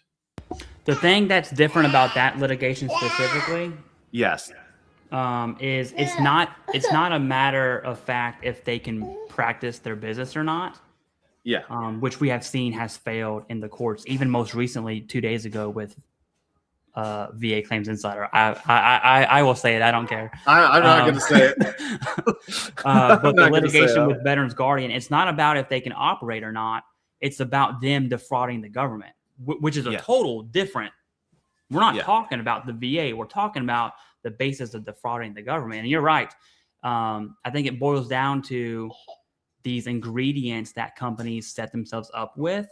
If you are doing C&P exam prep and you have doctors on payroll, you are incentivizing yourself to do whatever is necessary for the veteran to have the highest rating. How is that doctor going to be objective? Yeah, I just, the ingredients is, you know, if you put noodles and cheese in a pot, you're going to get mac and cheese, right? Like it's just there. Like it's going to happen. Yeah. It weirds me out, because all it takes is one. And then what else on this topic? Like, I don't know. Logging into their va.gov site too. Like that one's a no-go. Like that is so no-go. Like, how can you, no, I have a certain organization that I've even went on to their videos and said, hey, look, if it's possible, I don't know if it's possible, stop advertising on my stuff, please, because my YouTube channel and your company are not compatible, because I deal in facts and just the plain letter of the process, and we're just making stuff up over here. And in case anyone's wondering, we don't have any control of who. I don't care. I just want it to be said as many times as humanly possible that I do not condone them. During the election, I remember a lot of people commented that they're unsubscribing because I'm running Harris or Trump ads. And I'm like, guys, it's not me. It's not me. It's just YouTube. It's your algorithm, to be honest with you. But anyways, so this one's from, these next two are from your channel. I have 100 major depressive disorder, 100 COPD. I'm sorry to hear that, but glad you're rated. 30% ankle and 10 plantar and eczema. Shouldn't I be getting higher than SMCS? I think that's the proper rating for S there. That is the proper rating. Anything above that, you're looking at how do you have 30% eyesight or stuff like that? It would have to be a very ankylosis. Okay, so you'd have to have ankylosed. You would have to petition and claim for something higher than SMCS, to be quite honest with you. Like the auto grant is S. Like that's auto grant. Everything else you have to claim for. And you have got to meet the specific criteria. And having one, like I do not have above L in my back pocket of my memory, because it's so rarely granted that I don't memorize it. So like you could go for aid and attendance, but what like, and this is the problem with aid and attendance. It's not a medical process. That's what people misunderstand. It's not based upon what your doctor has to say. You have to convince a non-medical rater that your condition prevents you from performing activities for daily living. You can't just state that. You've got to prove that to them. And it's challenging. It's like, prove to me you didn't rob the bank. Like, it's very challenging to prove that to a non-medical human being, because the rater doesn't typically look at your medical records. Like, yeah, your doctor can say what they want on there, but they're like, if you're 100% for mental health, prove to me that you can't wash your dishes. Oh, Jesus. But yeah, that becomes something that, oh, that's angry. Yeah, sorry. No, it's okay. I've got many, many children, so I know the struggle is real. But yeah, so on here, it's very challenging. So my first thing that I would suggest to you, Terrence, is to actually try for SMCL. Provide as much evidence showing a dilemma, like, I cannot do this activity for daily living because my evidence shows X, Y, and Z. Because you have to prove that you can't do that activity, and that you need another human being to come in and actually do that activity for you because you physically can't. All right, Yeah. I'm gonna get her milk and then put her down. I'll be back in like 2 minutes. But this one's also on your channel. Oh, solid answer, by the way, on the bumps there.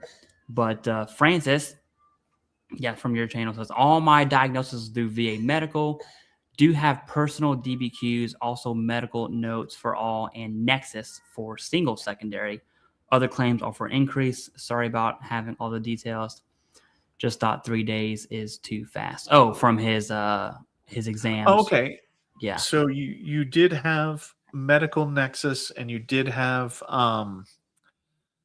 DBQ, so personal DBQ. So the fact that it went fast is in your favor good, okay? Because that means that they just accept, the VSR accepted your DBQs without getting you a new exam.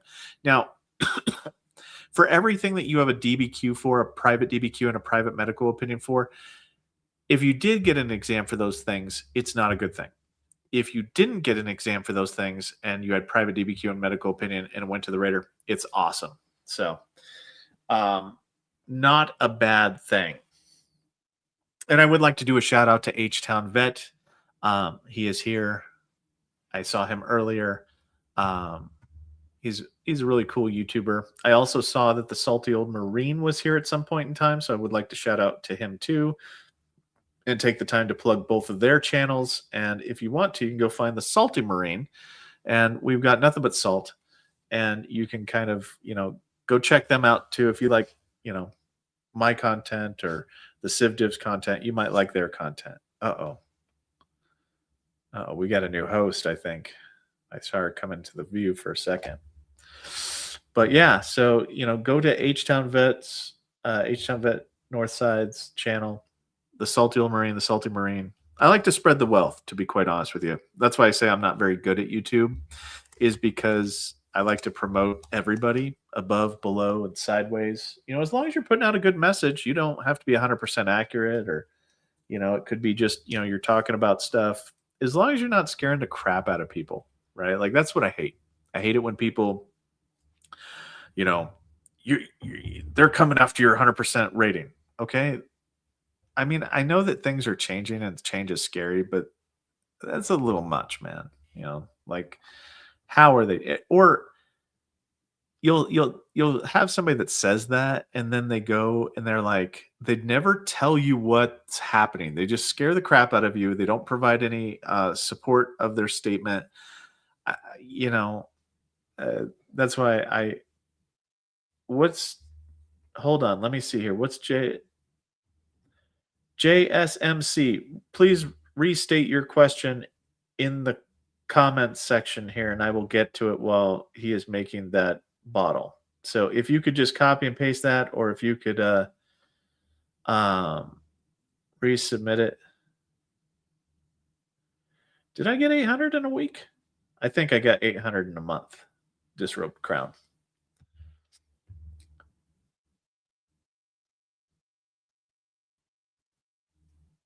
Salty as this Marine. Yeah. That can be, it's a different level of salt. Yeah. So shout out to all them. I do promote other channels. I like promoting other channels like the Green Logbook. I might go onto his channel and do, I'm actually hitting the circuit, it seems. I'm doing collaborations with everybody because I really like everything. So the U.S. Army grunt says my fully developed claim with DBQ Nexus mental health secondary went from step 1 to step 5 in 3 days, sat at step 5 for 2 weeks, and on January 9th, Friday went back to step 3 for a request for a CMP exam. That could be normal. That could be normal. Well, either way, you deserve it and greatly appreciated you and Clay. Thank you, Silver Storm. I'm just reading comments at the bottom. Yep.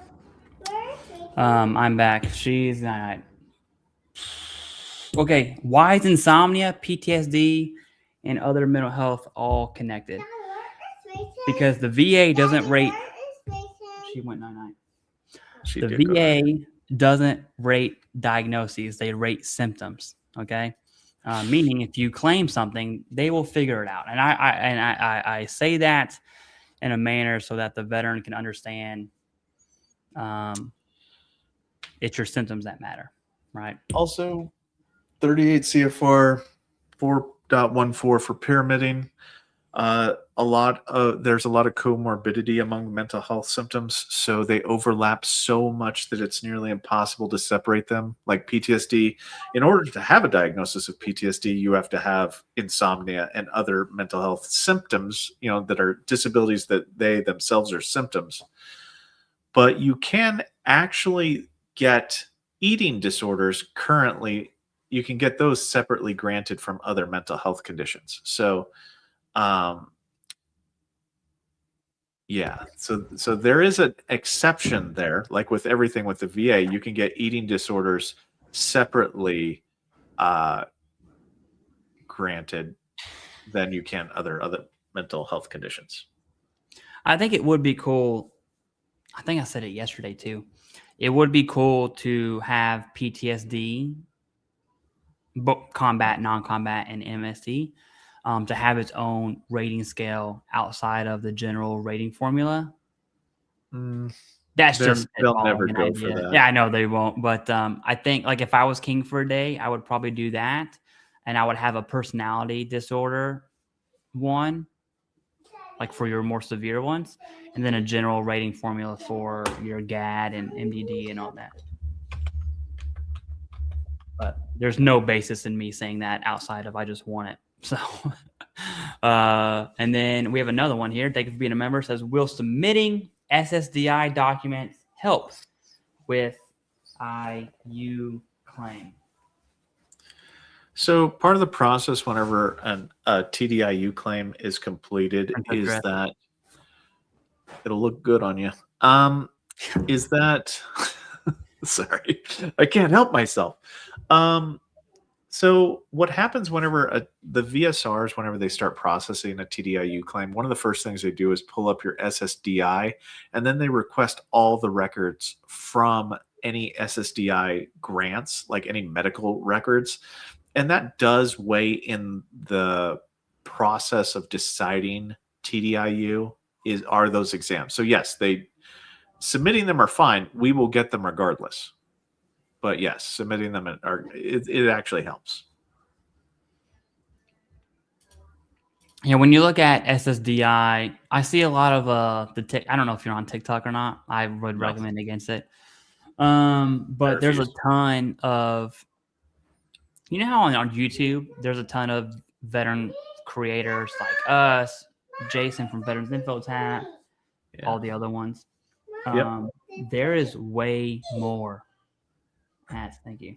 There's way more there's way more on TikTok. There are hundreds of veteran creators on TikTok for VA disability.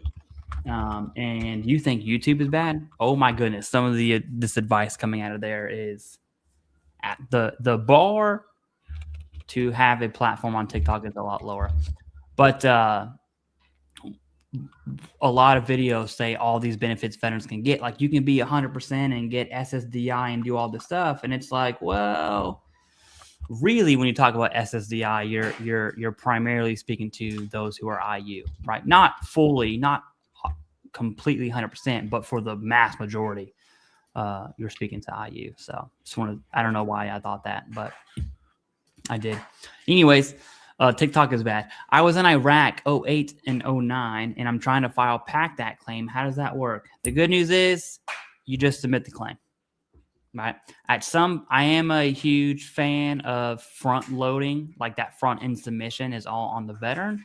I'm a big fan of that, but I'm also a big fan of not overcomplicating it, right? And so, for instance, if you're submitting a rhinitis claim and you were clearly in Iraq in 08, 09, you simply submit the allergic rhinitis claim, and that's it. The VA, the process does work, okay? We can crap on the VA all day, which I love doing, don't get me wrong, but 25% of veterans who are rated at 100%, like that wouldn't be possible if the process didn't work. So the process does work, and sometimes we just have to follow the process. Do you want to add anything to the Iraq PACT Act claim deal? Unless we're talking MUCMEs, then I think it's a little different.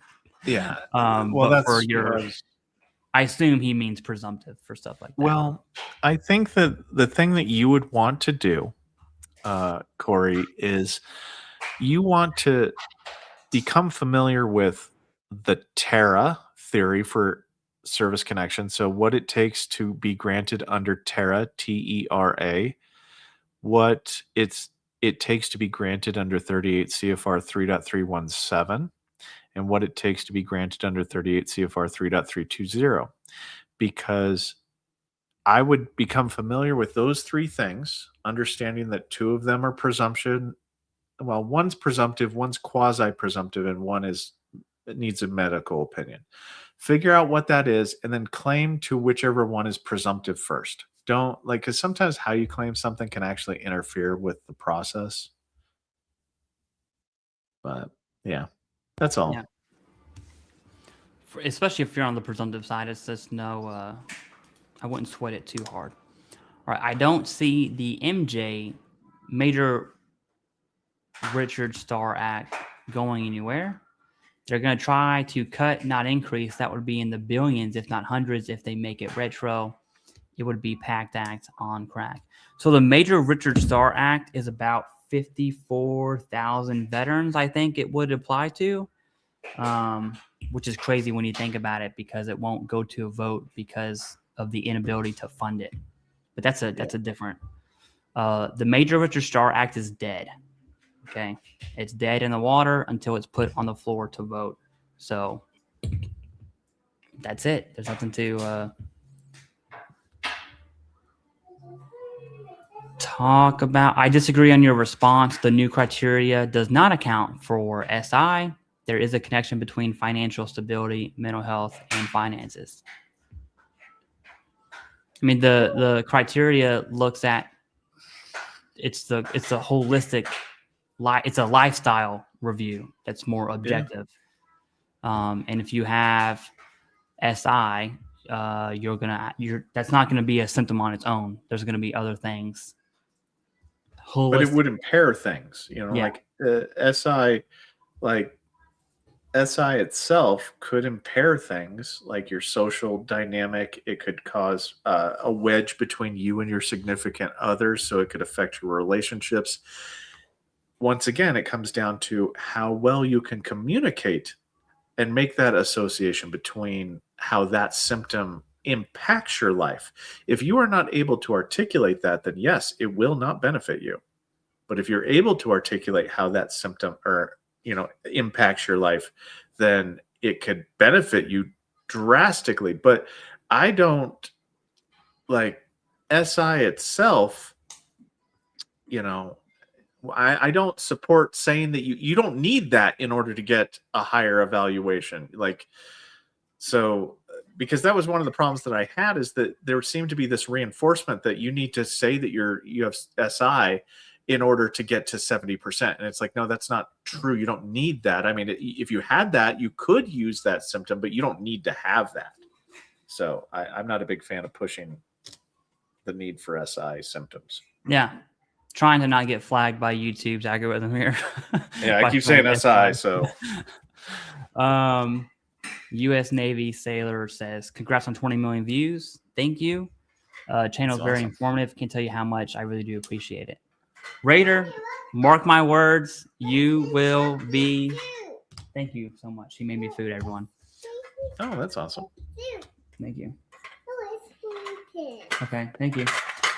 You'll be at 20 million views one day, I promise. Where are you at? I'm going to go snoop on your channel real quick. I don't know. It's like, if I had to guess, you're teetering 1 million once I figure it out. Yeah, you're about to hit 1 million. You will be there. I promise. Yeah, it's kind of weird. To me, that doesn't matter as much. I don't know why. Like I said, I don't do YouTube very well. So for me, it's just, educate, day in, day out, video a day, trying to educate. Yeah. Well, you could say that the more views you have, the more education you're pushing out. So yeah, it just frustrates me though that there are people out there that are like, and I don't know if I'm just jealous. Maybe I'm jealous, guys. I don't know. Maybe I'm salty. I'm the salty old Raider, but I don't like the fact that like there are misinformation channels and AI channels out there that are growing, putting out just the AI channels are pretty wild. Trash. Yeah. Garbage. And they're just growing. And I don't know, and it's like lies spread faster than truth. And it's very weird for me. I don't think I'll ever get used to that. Yeah, it is crazy seeing an AI channel with an AI voice and AI overlays. And I'm just like, yeah. I mean, not that this is entertainment, but man, what a boring, what a boring channel, right? I know these. Well, and I mean, like my channel is very boring and very dry, but like you'll have some out there, the AI ones that are well put together. I mean, the video's kind of nice, type situation. It's got the setup, but it's what comes out of the thing's mouth that's like, did you know that, having a dependent can cause you to have cancer? Like, what are you talking about? Like, how did you get there? Like, or, like, yeah. So, and it's not substantiated by anything. Like the funniest one I saw was, they were saying like the top 10 worst regional offices. And I'm like, okay, I'm in for that. I'll listen to that because I want to hear your rationale. Then they never talk about the order at which the regional offices are good or bad. They just talk about it. Just auto-generated some nonsense. Oh yeah. There's I'm going to mark this here, pull this up, and then there's a comment I want to highlight. That's all the way at the bottom here. I don't know if you're tracking on how many questions that are in this chat, but it's a lot. Just like, I'm going to be leaving soon. I actually do have to go here in about 13 minutes. Yeah, no obligation here. So it says, hey, Clay, I'm 100%, but not PNT. Cancer, hate. I'm glad you're rated for it, but I definitely hate to see that. 70 PTSD, 10 tinnitus. I filed headaches and was denied. They omitted hearing loss, and I refiled on it. I want to do secondary claim on headaches. Thoughts? Yes. So I can tell you this is personal. Okay, I'm not a doctor. I'm not medical. That's not me. I'm just some dude in his basement. I can tell you that I'm not a big fan of headache migraines secondary to tinnitus, especially when there are other avenues of connection, PTSD being one of them. That's a huge one here. Also, your cancer. Like, I don't know what cancer you have, what that treatment looks like, but there's residuals from that. Tinnitus in this case, I can tell you tinnitus would be my last option. I don't think you actually made that association between tinnitus directly in that question. Yeah, well, no, he didn't, but I assume the assumption is he filed headaches and then he brings up hearing loss and he refiled on it. And so I'm just, and then you had the tinnitus. The tinnitus will get you 100% YouTube videos. And I'm like, we're just, I can almost bet that's what he's asking.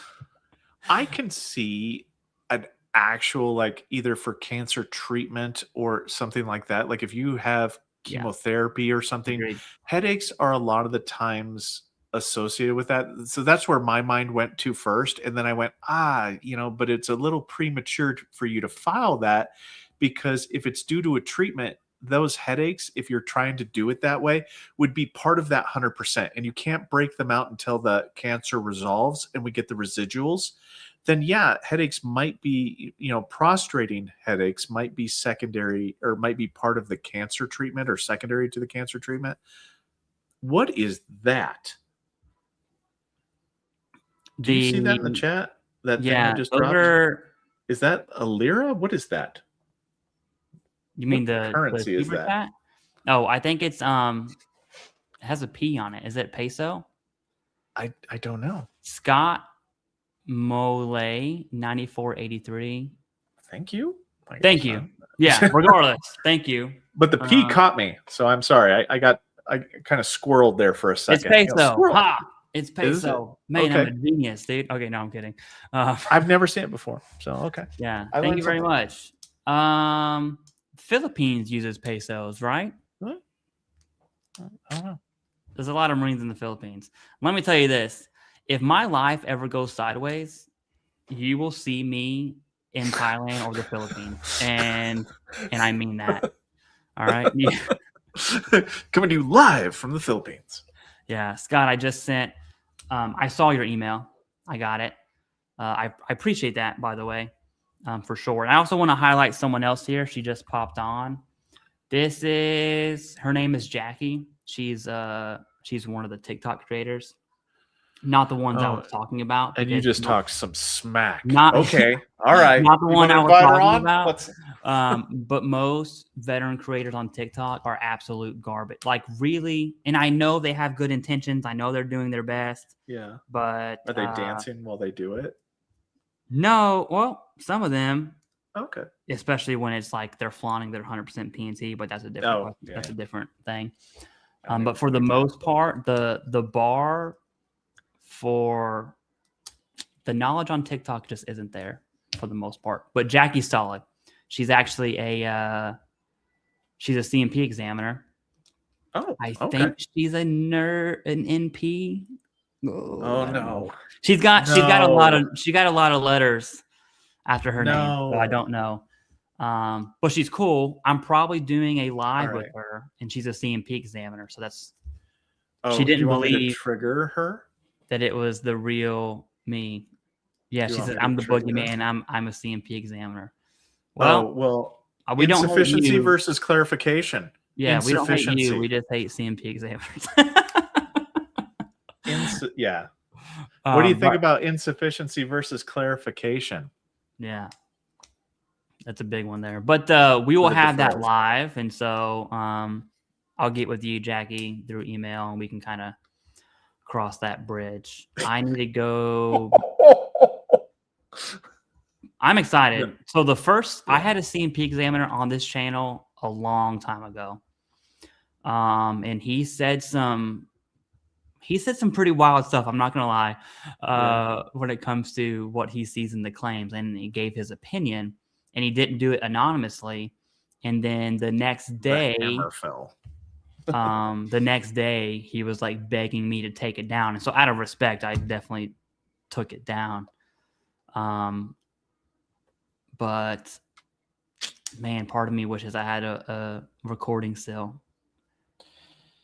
Yeah, I mean, I agree with her on that. Like, there are some times, like, I just don't understand how some, and I ding people more often than not. I'll do an insufficiency on it if the rationale's not there. Like, if you want to, like, sometimes you'll have it to where nurse practitioners will try to take a neurologist statement and they will basically say, oh, that's not true. I do weigh the credentialing of the individual. And right, wrong, or indifferent on this. I do weigh the credentialing of the individual. And if you're going to overcome a specialist, if a lower credentialed person overcomes the statements made by the credentialist, by the higher credentialed person, you need to explain that to me. Like, I do not just take the lower credentialed person at face value, just because they're the CMP examiner. Yeah, we will, Jackie. We will totally dive into that. And there are good CMP examiners out there. I've had good CMP examiners. I had a dude for my wrist, which was the easiest claim because I broke it while firing mortar. So it's like there's clear service connection there, and I knew nothing. Yeah. But I went to that exam, and they were very veteran friendly. And in the same breath, I had a CMP examiner who was pretty much just like checking the box mentality, in and out. And I'm not kidding, probably 6 minutes. And that's what resulted in a higher level review, which was turned in my favor. So some CMP examiners are great. I'm sure you're one of the great ones, right? But yeah, I'll tell you how I came across her real quick. It was last night at like midnight Eastern. She's on TikTok Live, and I started commenting because I was super bored. And then she was listening to My Type of Jesus music, and I was like, you know what? I'm gonna invite her to a live. So that's why I invited her to a live. So we'll get that that on the books. You know, I think there's good CMP examiners out there, and you know what I want to know? Like, if I could just put a bug in your ear for a question. Yeah, do it. To be quite honest with you, like, if there is, I know that the Mayo Clinic is oftentimes sported to the, by MDEO. MDEO likes to push, like, use the Mayo Clinic, use this and that. If there are any other sources, because on the rating side of it, we don't specifically know, because MDEO is an organization that works as a go-between between the examiners and the VA. It would be helpful if we knew if there were solicited evidence repositories that they use, or that they're instructed to use, even if it's just like QTC, VES, if it's specific to one. If we know what they're pushing is like, hey, look, get your evidence. Like, if you're going to corroborate something, use this evidence right here from this source. If she could provide that, that would be beneficial to the overall veteran community to know what evidence that they weigh and how they weigh their evidence and what sources they use. So, yeah, but that's my only thing. Like, that's what I'm concerned about, because it's something that we don't know. Like, we just push exams to them, and then we just sometimes yell at them for like, yeah, you didn't answer my question though. At the end of the day, the exam companies bid on a government contract and won. And so you have to deal with the bureaucracy of government contracts, which I've been in the contractor world and the federal employee world. And I'll tell you right now, government contracts absolutely suck. It is dog eat dog in that world. Anyway, she says, I'll forward a video of you of why I started my channel from TikTok. Long story short, sick and tired of seeing what I see from my end. I agree. I'm looking forward to it. So send it over. I'm going to answer a few more questions before you have to bounce out unless you got to go. So Navy the Vet says, hi, Clay. What's up? I'm 100%. Oh, we already did this one. Duh. All right. Had it. You're putting out much needed information. Thank you. Yay. Thanks to both of us. Raider HQ has some absolutely solid nitty gritty videos out there. And I also want to know if this is Teresa Aldrich from hadit.com, like thehadit.com, or if it's just some YouTube name who's had it. It'd be cool if you were Teresa. I don't know who that is.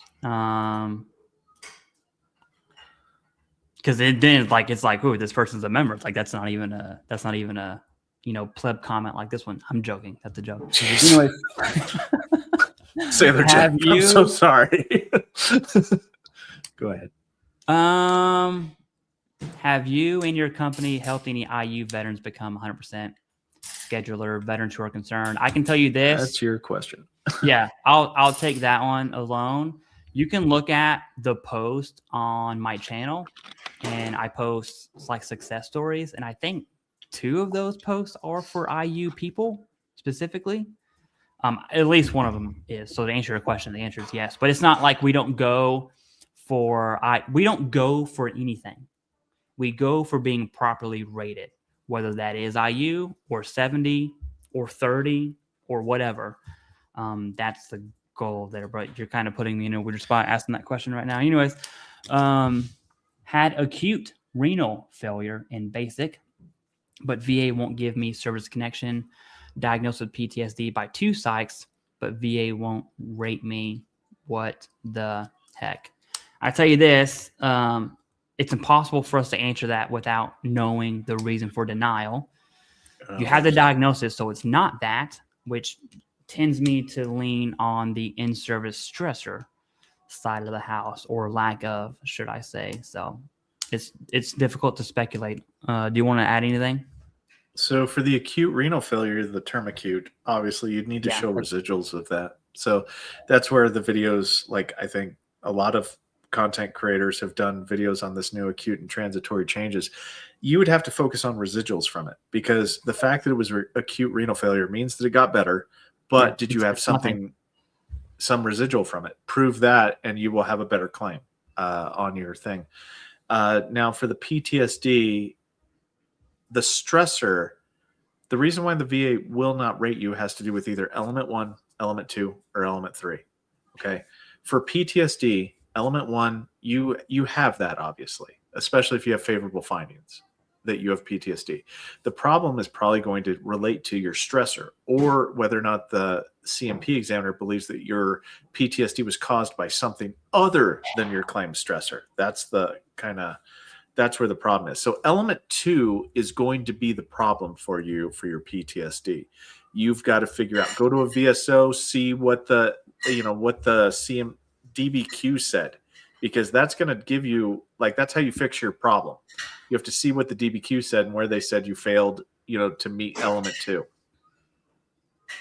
Yeah, exactly. Every denial starts with the 3 elements, or what I call the big 3, but 3 elements.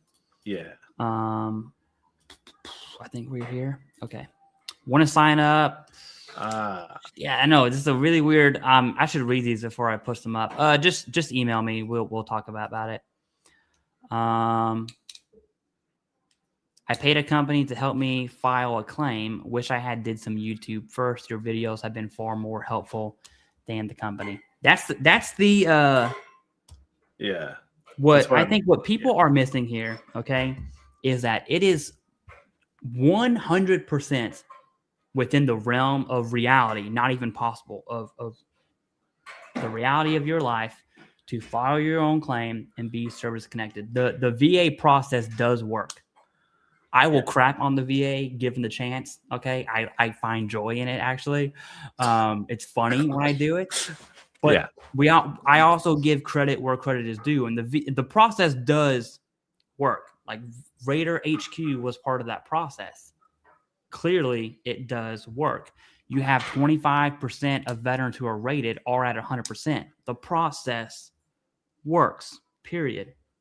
And so it's good to see that YouTube videos have helped you, right? That is absolutely awesome. You don't need a company.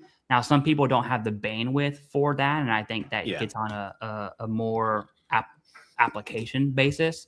But it's definitely not, if I don't use a company, if I don't use a VSO, if I don't use an attorney, I'm doomed. That's not even, that is fake news, as some would say. Yeah. So statistical likelihoods is what you're dealing with. Nobody can nobody can specifically guarantee a timeline or an outcome, even in a presumptive situation. Because if you don't have a diagnosis, it doesn't matter. You're not getting granted. So having a presumptive service connection for like Agent Orange, and you're like, somebody guarantees you, oh yeah, you'll get hypertension. Well, if you don't have a diagnosis of hypertension, you're not getting it. If you met all the other criteria.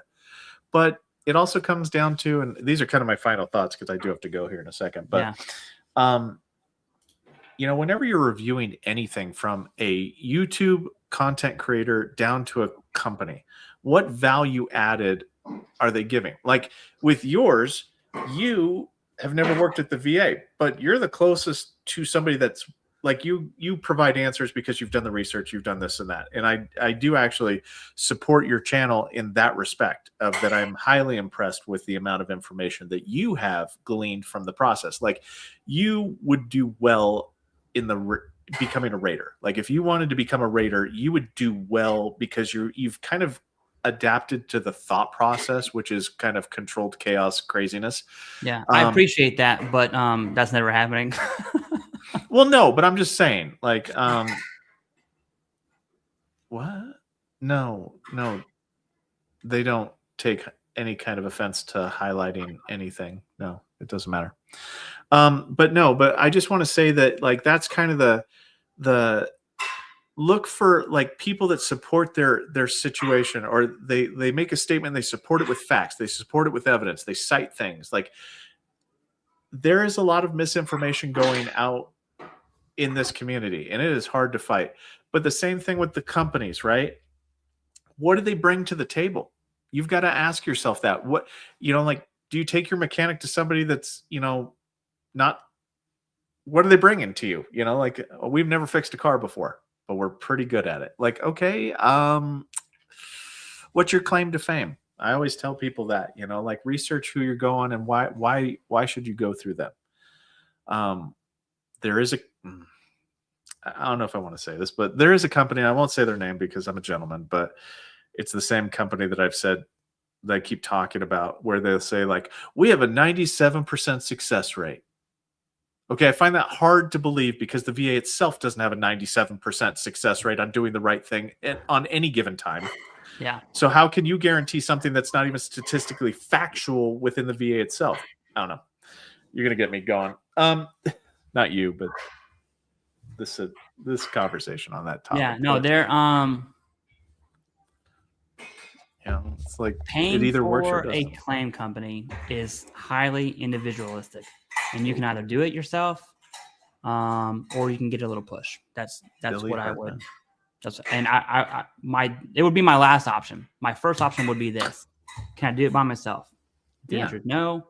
Is there a accredited service officer that I can go to that isn't an idiot? I'm saying that loosely.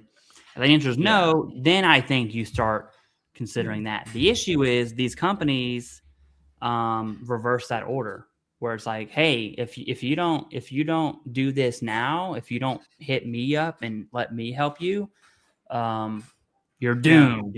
Whatever. I've And got the like, secret sauce. That's not the like. Listen, I have a claim company. Okay, I've helped veterans personally, one-on-one, many of them, into the hundreds easily, maybe even 1,000. There's nothing that I do that they can't do themselves, and there's nothing that I do that's absolutely worth 6 times the increase. It's worse than punching my 2-year-old in the face. Let me just say that. Okay? Whoa! And I wanted to go that extreme.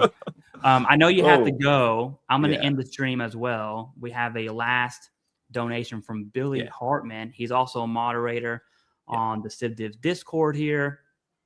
He's a member of the channel. He's one of our claim advisors.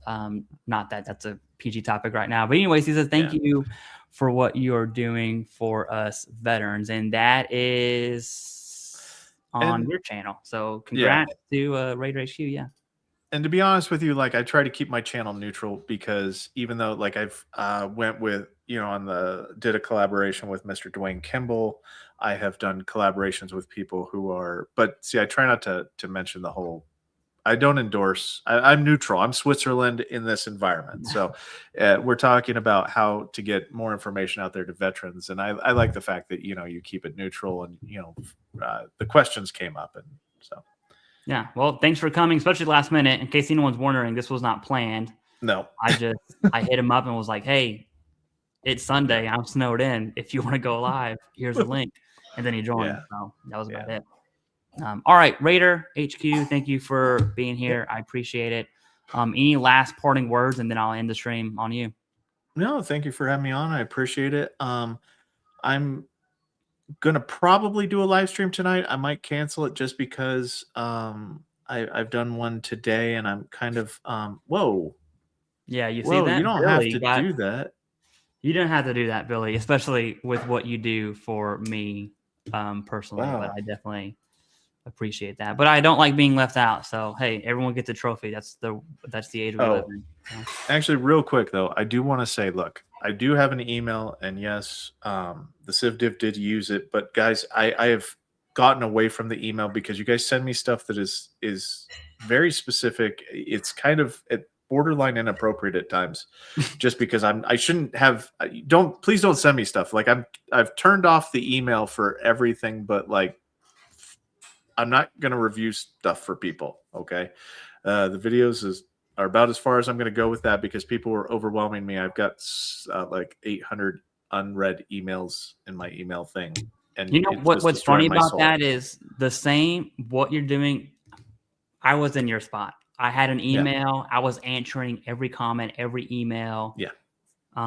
Really. And then I got 10,000 subs, which I think you just crossed fairly recently. Yeah. And then it got harder. And then I hit 20,000 and it was impossible. Then I hit 40,000. Yeah. Then people started complaining that I wasn't helping them. It is unsustainable. I have this live stream alone, minimum 1,000 questions unanswered, probably 2,000, and it's just like I'm just watching you go through it right now, and I'm just like, nice. Well, and I do have to answer like MCM and the mods and whatnot and different things, but it's just something that I can't bank on. I try to answer every comment, read every comment. So if I hit the thing on it. But guys, if you give me a comment that's like 80, like, okay, I would like you to review my STRs and see this. So it's like, no, I can't. I'm sorry. I can't. Yeah. It's not to be rude or nothing like that. And I don't appreciate the fact that you watch the video, and I appreciate everything, but there's only so many hours in the day. My family does have to be included in my life. So it's not rude of me if I don't answer you. I'm trying, please respect the fact of how much time it takes to legitimately put forth a video, to legitimately answer you guys' questions honestly and with as much information as I do. So, but anyway, that's about all I got for you. Yeah. Thank you for having me on, sir. All right. Peace.